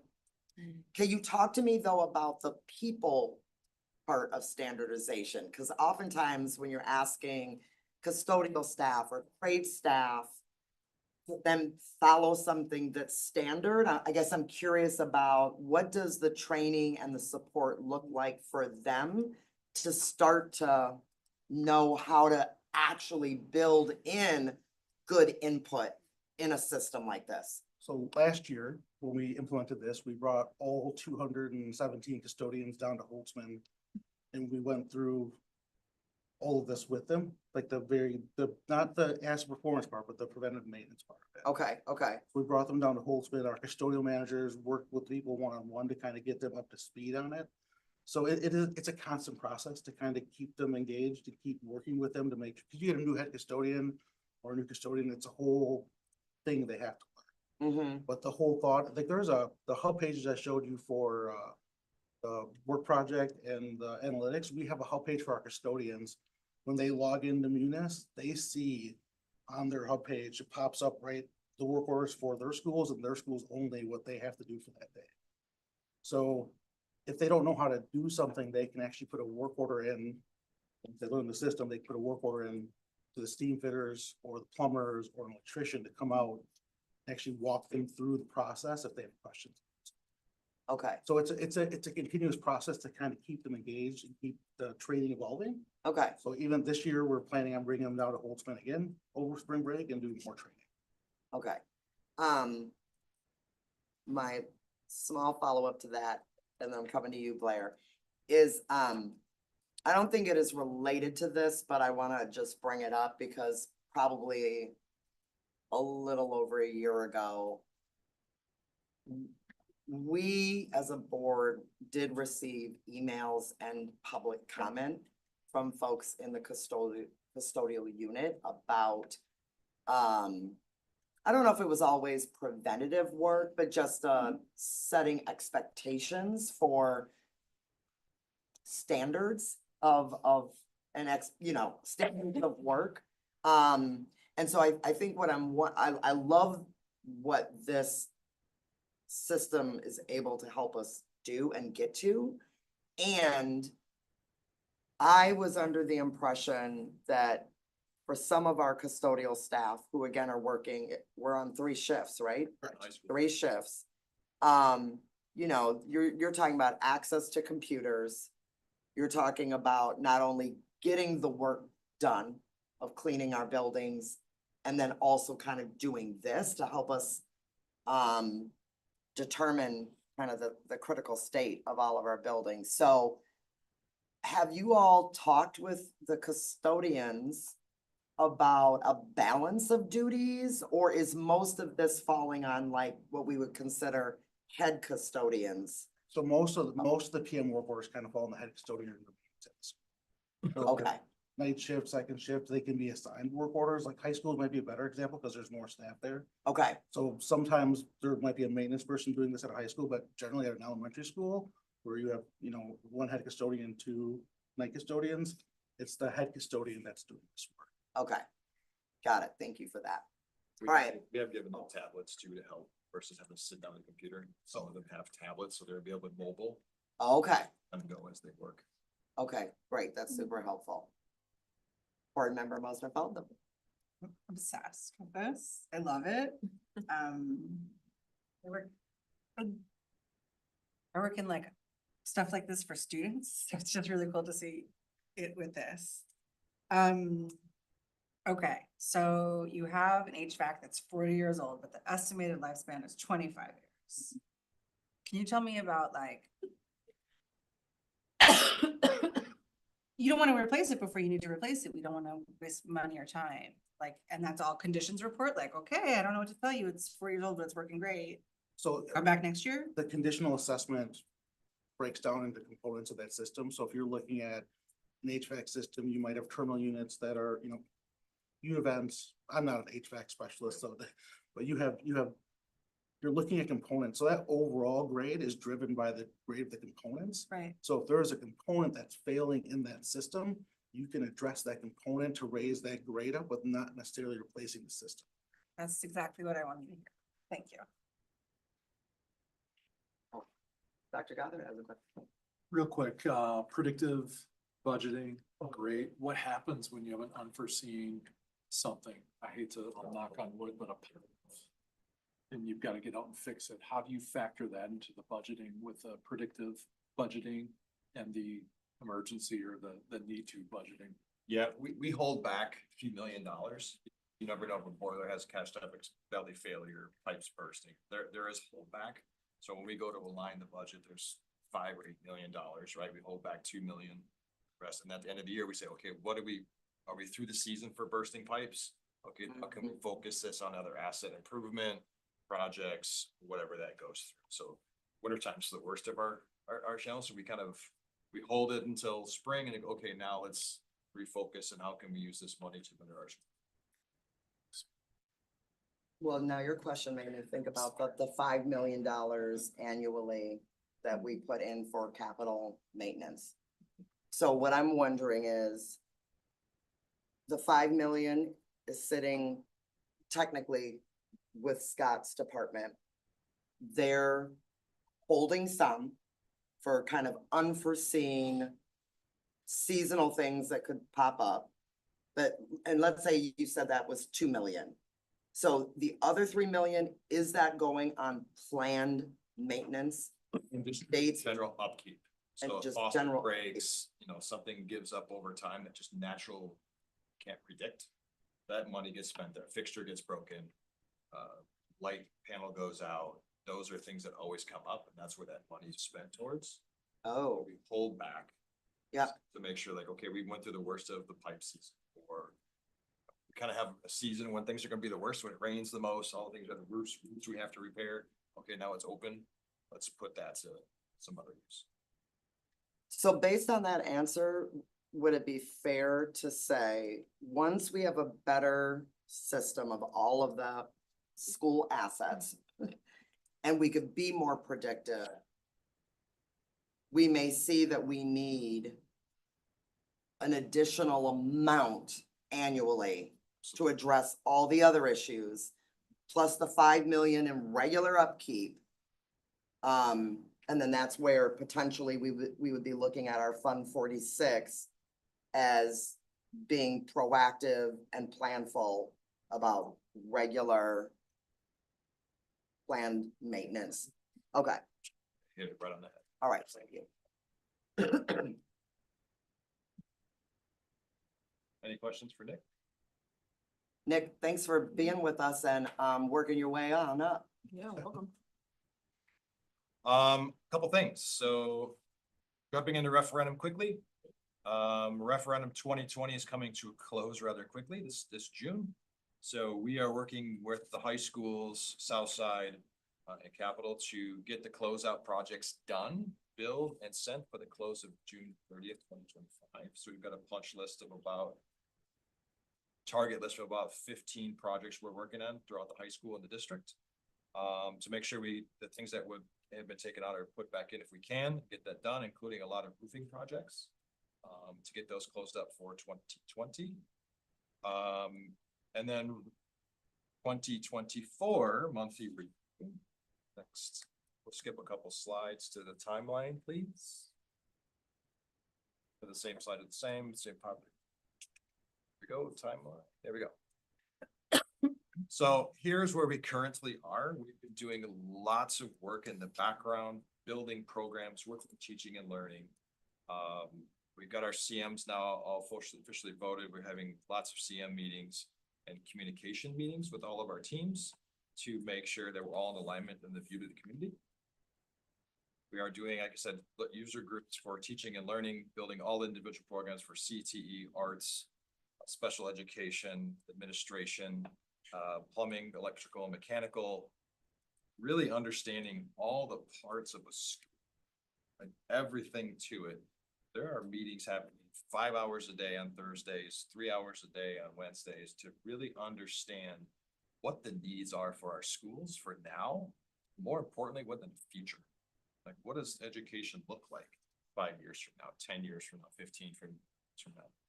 And getting all of that information together as we start driving forward, because our goal is by April 1st, we will have a 50% schematic design development for our schools, for all of our new build sites. Wow. To really understand what's the budget, right? How we really hit all of our learning and goals for our students and our community. What does it look like for the picture of the budget itself, right? What modifications will we need to have, or what could we open up to? Because we need that big checkpoint. And that is April 1st, we get 50% of our designs done, our concepts. By May 1st, we have a good view of like, yeah, I think we got this. I think we're within the realm, right? We're in the ballpark. It will still take refining. It still takes, the finite detail of that. But this next month of developing the program with teaching and learning in all the different parts of our district is the key to how we get that 50% design. I want to make sure we capture all the information that we can get to have a forward look for our district. Early March, we will have our first community input sessions. part in phase one builds, which Blackhawk and Shabazz, will really focus on what that looks like to the, what's happening specific for individual timeline there, what impacts will be in that direct neighborhood, what's in that quarter mile area that may be affected, right? We want to hear about that perspective, right? So our CMs and our local groups can understand, hey, I gotta be thinking about this when we start to move materials for digging test well sites for geothermal and all the things that happen in their communities. We want that to be expressed. And we'll have future sessions set up in the future talking about, here's where we are in the development, here's things that your community might need, what does MSCR need, all of those things that help build a school community. Those will come forward as we progress throughout the year and we're getting into building sites. So our biggest focus now, if we go to the next slide, kind of what work we've accomplished. We've done a lot of program definitions. We've done building workshop performance, which are sustainability impacts. And I will say that our sustainability manager, Brianna Kretgler, she will be starting 2 weeks from today. So she'll be acclimated into our district. She's coming from HGA. So we're excited to have her on board. She's got a big task ahead of her. So we've got a list of things ready to go. So work accomplished. Again, we've done a lot of user group meetings. On the next slide, February is jam-packed with work. We have input sessions coming forward at Sherman, Shabazz, Blackhawk, and Gompers. We have a benchmarking trip at the end of the month where we get some of our teaching learning staff, some of our building services staff to go look at different schools in the area. We're going to take a kind of a northeast tour and a southeast tour to see what some of the new schools are, the brand new designs. What is it? What do people like? What does it feel like? What are the program they got? Magnet type schools to really get a good feedback. Sometimes you have to physically see it to go, I like that, or that doesn't work for us. And so there's 2 big benchmarking trips coming. And again, in March, we got the input sessions. And this is just a small example of the things we're doing. These are just a snippet, right? There was, I can feel probably 5 pages of things that happen on a daily basis. Always evolving. Can I ask you Sure. you said the trip where you're looking at other schools? Sure. Yes. Is that the benchmarking? Benchmarking trips, yes. Are those local Dane County schools? No, there's, for example, trip 1 will go up to Appleton area. We'll swing back down to the eastern side of eastern Wisconsin, Racine, and through the Conomowoc area, then back to Madison. There's one like to go southern trip, will be more the Chicago based area, magnet schools, Kenosha area. It's a very good mix of different types of school settings, including a magnet school, like I said, more science-based schools, and even some charter schools. I can see a really good mix of different environments we can get our teaching and learning groups to be exposed to, including geothermal and other offset. Okay. So Board Member Vandermeulen, you look like you're not. Let's on the charter school portion. I understand the magnet school, not quite understanding the charter school, but I trust that your vision. Yeah, some of them are right by each other, so they have a very dedicated, I would say, robotics type of school, more specialized schools. So we're seeing those schools because they're brand new and have a good, that's how they're feeding into them. So it's a design. So it's. Yeah. Okay, that's what I was trying to, Environment, that's what I was trying to. not the instructional. No, I know, I was trying to. I mean- follow with my brain, Yeah, okay. and I appreciate because I'm going. I mean, because the thing is, if we're gonna No, take the time need and it. energy to build schools, We need to know Yeah. everything. we should be thinking about building also for the future. Correct. Right, of what Right. students may need and want to be exposed to, things that we may not even be able to predict today. So, We only know what we know. yeah, We exactly. branch out. And see. And when we know more, we do. Who's going on the, who, There's about going on? 15 to 20 folks on the tour. okay, I think 10 teaching and learning. We've got a few building services. We have a couple from our senior team, OPN, the architect group, so they can really interact with us, hear what we like, what we don't like, and our owners room. okay, So we'll have a 15 to 20 people. We can't get above 20 because we're invading somebody's school for the Yeah. day. So we're trying to keep it a very minimal group to get through, but really get to see the breakdown of what the schools are. They're opening up the doors for us. Okay, and so you're gonna have these update meetings at each school. Then you're gonna go out and see some things. And then and then you'll have an input session. When you have the input session with the Sherman and Shabazz communities, are you hoping to bring back some visuals or something that shows people what's possible? I know we did some of the dream boards before, but again, it's hard to dream up things that you haven't seen. So, Great segue. okay, So next one. in your mind. Okay, ooh, So these are quick box illustrations. This is not, hey, this is what it's gonna look like. This is Okay. where OPN is saying, okay, I'm hearing what you're saying in developing a program. I'm hearing you need this many, out of this many spaces, about this many square footage. How do you fit into the building shape? Here's how it might fit into the landscape. And they start to formulate box diagrams. okay, This is kind of like, well, this could be kind of how it starts to look, and it will keep changing. okay, We start to really dial in the programs. okay, And part of this is if the box kind of looks like this, it will sit in the land kind of like this. Now we need to start to understand where that feedback is. okay, Here's how we look to the neighborhood. Here's the traffic flow. Here is the topography changes. Here are some things we need to incorporate, whether it's a garden or the sustainability piece. Okay. So this is where it starts to take shape. And this is some of the stuff that will come forward to the community meeting saying, here's a start. This is literally a block, a bunch of blocks. And as we start to refine it, will start to take better shape. But right now we know the shapes are roughly this size. okay, We'll keep morphing until we get to design a little bit later this year. So this is a rough sketch of Sherman Shabazz, being Sherman Avenue is on your right hand side. Kind of street view, if you're looking kind of on Sherman, looking at the school. Just have a question. I mean, I've seen this type of schematics just with housing in community sessions. Are we also taking feedback not just for the structure, but like you said, like the flow of traffic or green space or those kind of pieces around the school? Okay.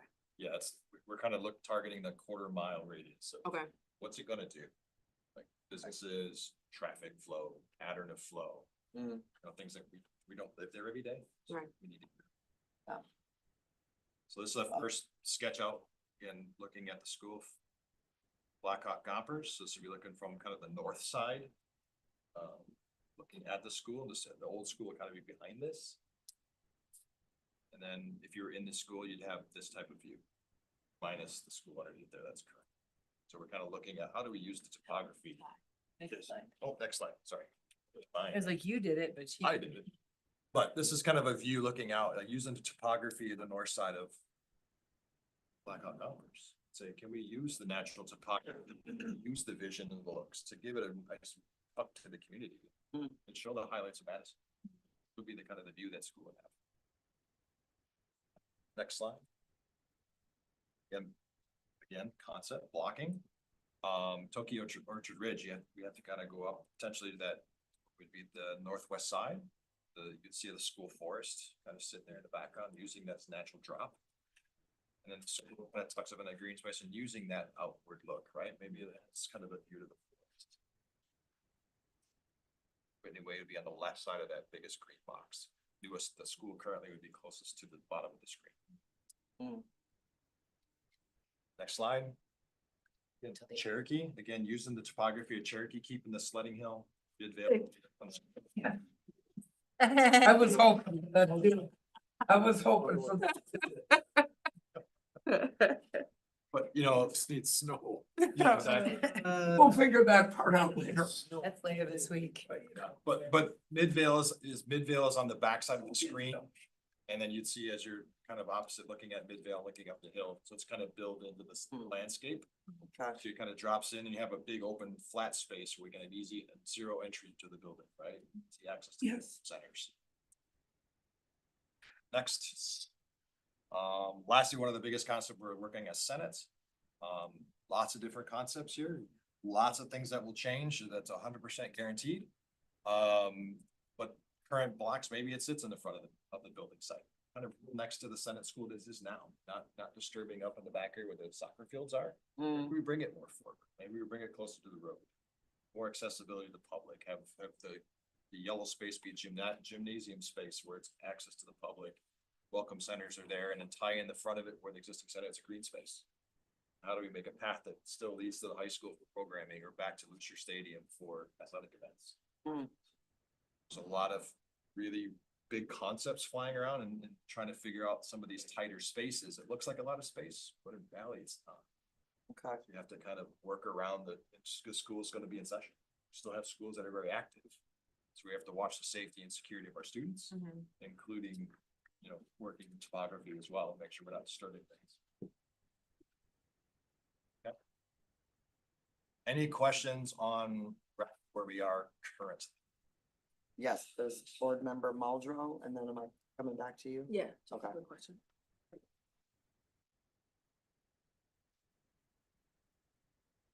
So I wanted to hone in on, I want to say it's slide 53 and then slide that announced kind of community update sessions. So slide 53 shows kind of the accumulative investment that's specific per site. I just think it's important to have kind of a reminder, why are these sites prioritized among all of our middle school programs? Yep. We have 12 middle schools, and this is a reflection of work we would do on less than half, so about 5 of those middle schools. What happens for the other 7? That's, we're still doing normal maintenance and upkeep. Okay. They're not being neglected by no means. Some of them are in better condition. Mhm. They're very newer, some are newer, twice newer. So we're continuing to monitor those spaces. And then as we progress through these challenges at where we are now, that could be next questions for referendum 20. What happens to the next remaining middle schools that need the work? Okay, so in terms of prioritizing these sites specifically, is part of the reason these sites are being prioritized is they have the greatest need in terms of their construction. Absolutely. And can you talk about, I guess, the basic like foundational infrastructure of the schools like O'Keefe, Hamilton, Whitehorse, Gillespie, Badger, and Wright, that maybe don't need the same kind of attention at this point? Like, is there kind of a sense of like, these schools already check these boxes and therefore they can get by with more routine maintenance? And then I think the real question is an instructional question, which is, if you have 5 completely new buildings, then hopefully those buildings are customized to the learning experiences we think meet this moment. And so the real question is then, if those other schools are not renovated or not given an entirely new school, how do you kind of ensure that the instructional benefits of the new building are distributed evenly among students at the middle school level? Sure, I'll try to answer them as I remember them. The facilities condition report is what's helping drive the decisions to replace or not replace or renovate. The top priority ones are imminent failure of internal mechanisms, whether it's boilers, piping, mechanicals. They've all reached to the point of end of life. So that's why they were chosen as such. And we'll continue to do facility condition reports on all of our schools, including the middle schools, to say, okay, we're getting to the point of we're putting way too much money in them. We still have to maintain them, but it's needing to in future be replaced, right? It's a replacement, 60% replacement value. So those will always be monitored as we continue forward. The other side of it is, what do we do with the programming side? Obviously, our new schools will have some opportunities that other schools may not have, but it's also part of the initiatives to work on how do we transition some of them schools to give them opportunities to do so. That's kind of a teaching and learning kind of a discussion as it starts to develop. What can these schools be used for? And what does it take to reinvest in them or change how they're profiling? Sometimes it's taking walls and moving walls. Sometimes it's reshaping things as we develop the future.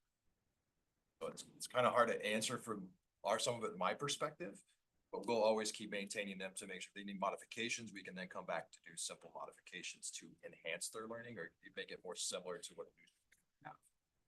Yeah, I mean, I do hope that what comes out of this conversation in the long run is a real vision for what we want our middle school experience to be like and how we're leveraging this investment from our community to really reimagine how middle school can be something that sets our young people up for success at the high school and college level. And so I look forward to how we engage the community and our young people themselves in this conversation. And that takes me to the other slide, which was really highlighting the community. I think they're labeled as check-ins. Updates, okay. Can we talk a little bit about what those will look like and how families and the greater community is being invited to participate in the update? Is that something that is an in-person event? Is that just kind of messaging that should go out to Staying on the sites? input session. Yes, the update meeting is what it's called. The Shabazz update, that's an internal meeting for the staff, Okay, staff and principals and leadership in that building. So we're understanding what are the needs they have in their building specifically. What do they see and they need in their help expand their community and their outreach from an internal perspective? And then the ones in March is where we'll bring it more out to the community of really reaching out to local businesses, local housing, putting flyers, pamphlets, calls, and really canvassing that area and getting that engagement and bringing it to the school. yeah, I think our community is really eager to participate in this conversation, is deeply excited by the potential of these projects. And I do think we've had expansive conversations about this that I think folks are not clear where we've landed in terms of our decision-making process and where they get to participate.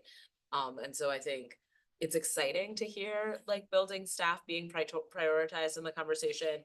I wonder if this format in terms of how staff will participate is really about information sharing, or if it is an opportunity for people to genuinely share their perspective and needs at that time. Yeah, internal to the building, it's their time to share their perspectives and also at times ask a little bit about, here's the things that we've always kind of needed and we want to know how we can get that. So that's an internal conversation. We have a communications scheme that'll come out in about a week and a half from now, give or take 2 weeks. That will then share to our community the communication plans to the public. Like here are 4 sessions.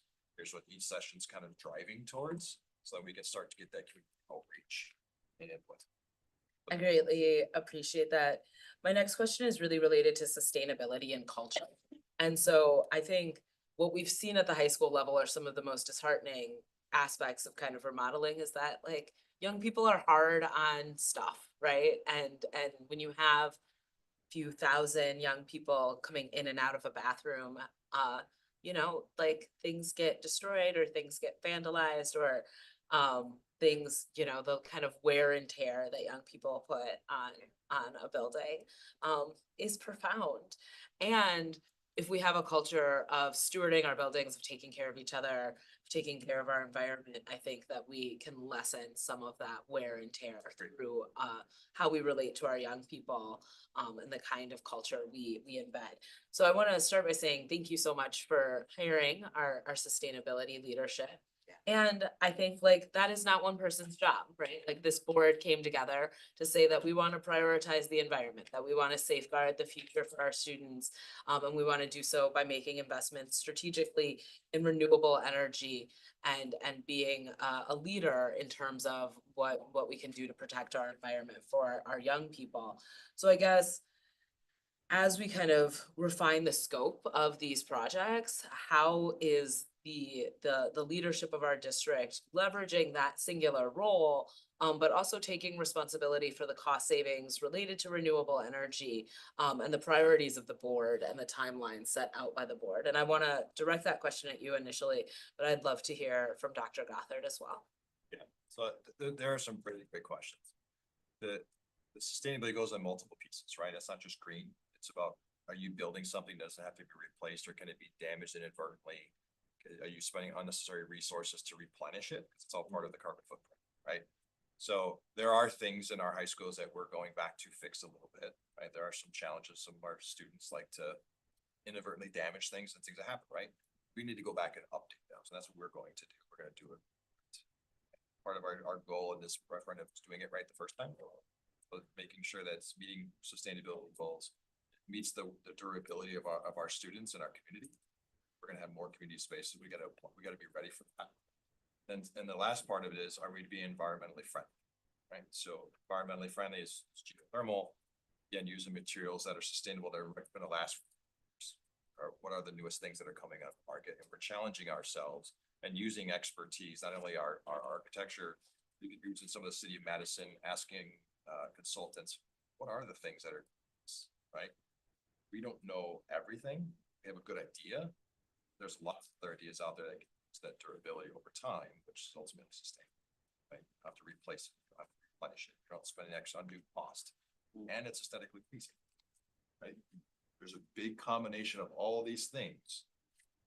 You can make it institutional, durability, or you can make it very durable, still have some aesthetics to it, using the right materials at the right time, and then getting some feedback too. We did this, what does that look like? Some people say, well, I don't like to have drywall because drywall gets damaged, but it does get damaged.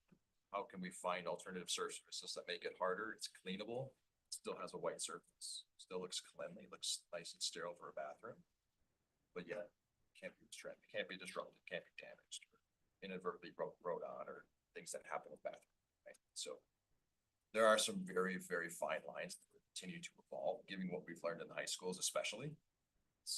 We've got to be ready. How to be. Yeah, I mean, I think that there is like a real balancing act. And I again think that this is an area where you need the instruction, the programmatic components of our school to fall into alignment with the culture that we want to build. And so if our students don't have the appropriate channel or emotional outlet for their frustration, things that like could be resolved in a creative or expressive space or athletic space, you know, are literally taken out on the building and the structure itself. If we are not like having recycling available to our students, if we have a culture where everything is trash and trash can be kind of all over the buildings on a regular basis, and it's somebody else's job to clean it up after you, you see the impact of that in terms of wear or tear or infestation or a variety of other factors. And so I hope that we are having those conversations simultaneously, because I think that we want to get the bang for our buck. I think sustainability is about kind of really being cognizant as stewards of the district's financial resources, of how to invest appropriately and intelligently. And I think that that's work we need to do in partnership. And so I guess I want to ask you around your role in terms of leading us as it relates to culture and sustainability. I was thinking more from the physical aspect of these projects. And I think it's one of the reasons why we've hired Concord, OPM, Local Brothers, and Findorf to help guide us from the field in terms of what a sustainable sites look like, and obviously the buildings that will go up on those sites. But we also have a single point contact now with our team, and the team, and we're being educated all the time in terms of how this works. The conversations we had last week about where you sell those boxes, for example, I mean, it changes if geothermal's an option or not, or where, or how you would do that. So I think there's a lot of dynamic. I think the decisions we make are going to be dynamic. If we move the building here, there's trade-offs, and I think we have to understand that.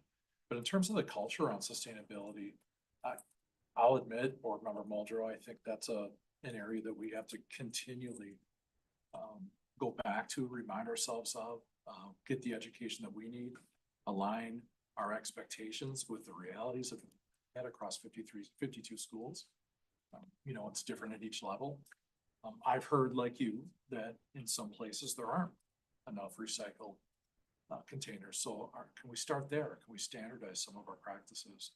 And I think it's important for us to work with student leaders. I think it's important for us to hold Scott and his team accountable to meet those expectations.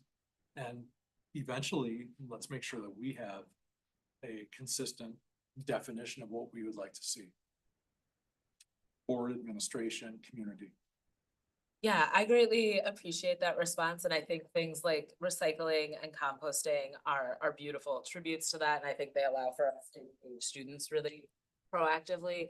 I do think overall, as a culture, we have to get to a point where we're saying we have this goal around making sure our fleet is electric by 2030, and these are the steps that we're taking to do that.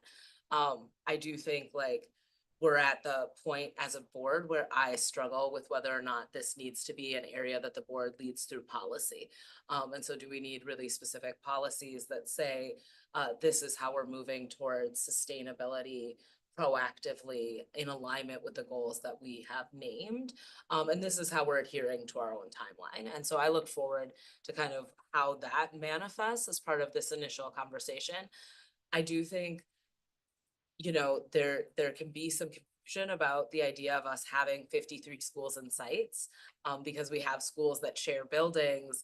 And I think the number you gave earlier around like beyond our schools, we own a series of properties that inform the opportunities in our schools. And so I think having a real analysis of the work that needs to happen in our schools and sites, as well as kind of, you know, how we're prioritizing the buildings that support our schools and sites, is a relevant dialogue to engage in long term. So thank you for that answer. Board Member Muldrow, just so you know, I think to one of your questions around maybe the community engagement and input, Associate Superintendent Cindy Green had popped on camera. Did I mess up your title? I apologize, Cindy. Assistant Superintendent Cindy Green. I think you wanted to weigh in. Yeah, and it doesn't matter my title. Board member Muldrow, good evening. I just wanted to add a little more context to a couple of the questions, especially as it relates to the instructional component. Can you hear me okay? We can hear you loud and clear. Perfect. So in terms of community engagement sessions, I wanted to make sure that it was known that our schools are also individually gathering input from their students that they have through a variety of ways and their current staff, and that this will also be a very iterative process. What Scott put up on the screen is a more formalized opportunity that we're going to do for kind of a larger community input session, but there's a lot of other ways that we are collecting input and along the way, not just one time. So I think that's important to note in terms of ensuring that the school staff and the school community that knows that area the best is going to have multiple opportunities to weigh in along the way. And then in terms of the instructional component, back to all 12 schools, you know, we all know the reason we chose these schools is geographically they are located across our entire city, which is a important thing to note.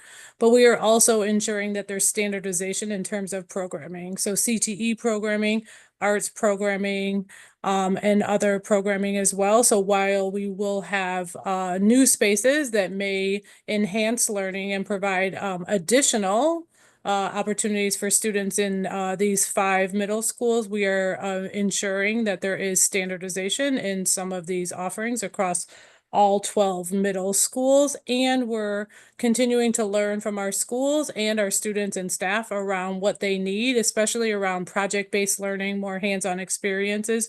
We're hearing that a lot, so we're ensuring that we're meeting those needs through some of the instructional approaches and instructional shifts we're making at the middle school level. So I just want to add that additional piece. Thank you. I really appreciate that, Cindy. Thank you. Thank you for that. I misspoke. I thought you were, thank you for coming in on the instructional pieces, and not necessarily the larger public input sessions. Appreciate that. Are there any other questions? Vice President Pearson. I just have like 2 questions. One, when you guys do the tour of the other schools, are we thinking of adding a student like to go with you all? Currently not. It's hard to distinguish which one gets to go where and what representative. There's gonna be so much information moving around at a very, very high technical level as well. It wasn't on the first.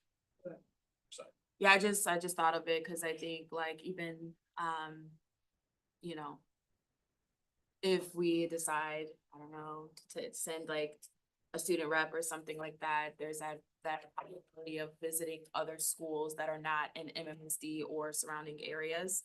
And kind of like being able to tour schools and kind of having that like, oh, this actually makes sense of like how I could see that happening here in Madison. So you have kind of like a young person who is part of that process of like, okay, that makes sense, like that's cool or something. So you have that like right away. Again, I don't know how the logistics of that, what that looks like, who that person would be. But it's something that I thought of, wasn't sure if you guys had thought about including that. And then my main question about the presentation is, when we are looking at the schematics of, kind of like, well, their boxes now, how are we considering student population, right? So for instance, if we say the north side is going to heavily boom soon because there's a lot of development that's happening over there. So how are we kind of taking in consideration of like where Shabazz maybe, or even like, you know, like how are we including like making sure that the middle schools where they're situated, if there's, I think there is going to be a large complex that's possibly being built over by Cherokee. And so then it's like, if that is the case, how are we kind of considering student population with how we're building the school? yeah, so you want to answer? You want to go first? Either of you can. So we've got a current study of the boundary work. I'm just working in new boundary changes and something that we've been back and forth on what are the new developments coming and how are we associating those, how many units, how many kids per unit. Yeah. And then looking to possibly engage a consultant group to really help us. Fortunately, we have to kind of rapid fire a little bit of again, making some large assumptions. Yeah. But we're gonna get some outside consulting work to really help us understand not only the ones that we know of, but what are the future ones that are starting to show up? Like Yeah. just in the very preliminary phases with Madison's development plan. They've got all kinds of futuristic Yeah. developments are showing 5, 6, 7, 10 years out. Yeah.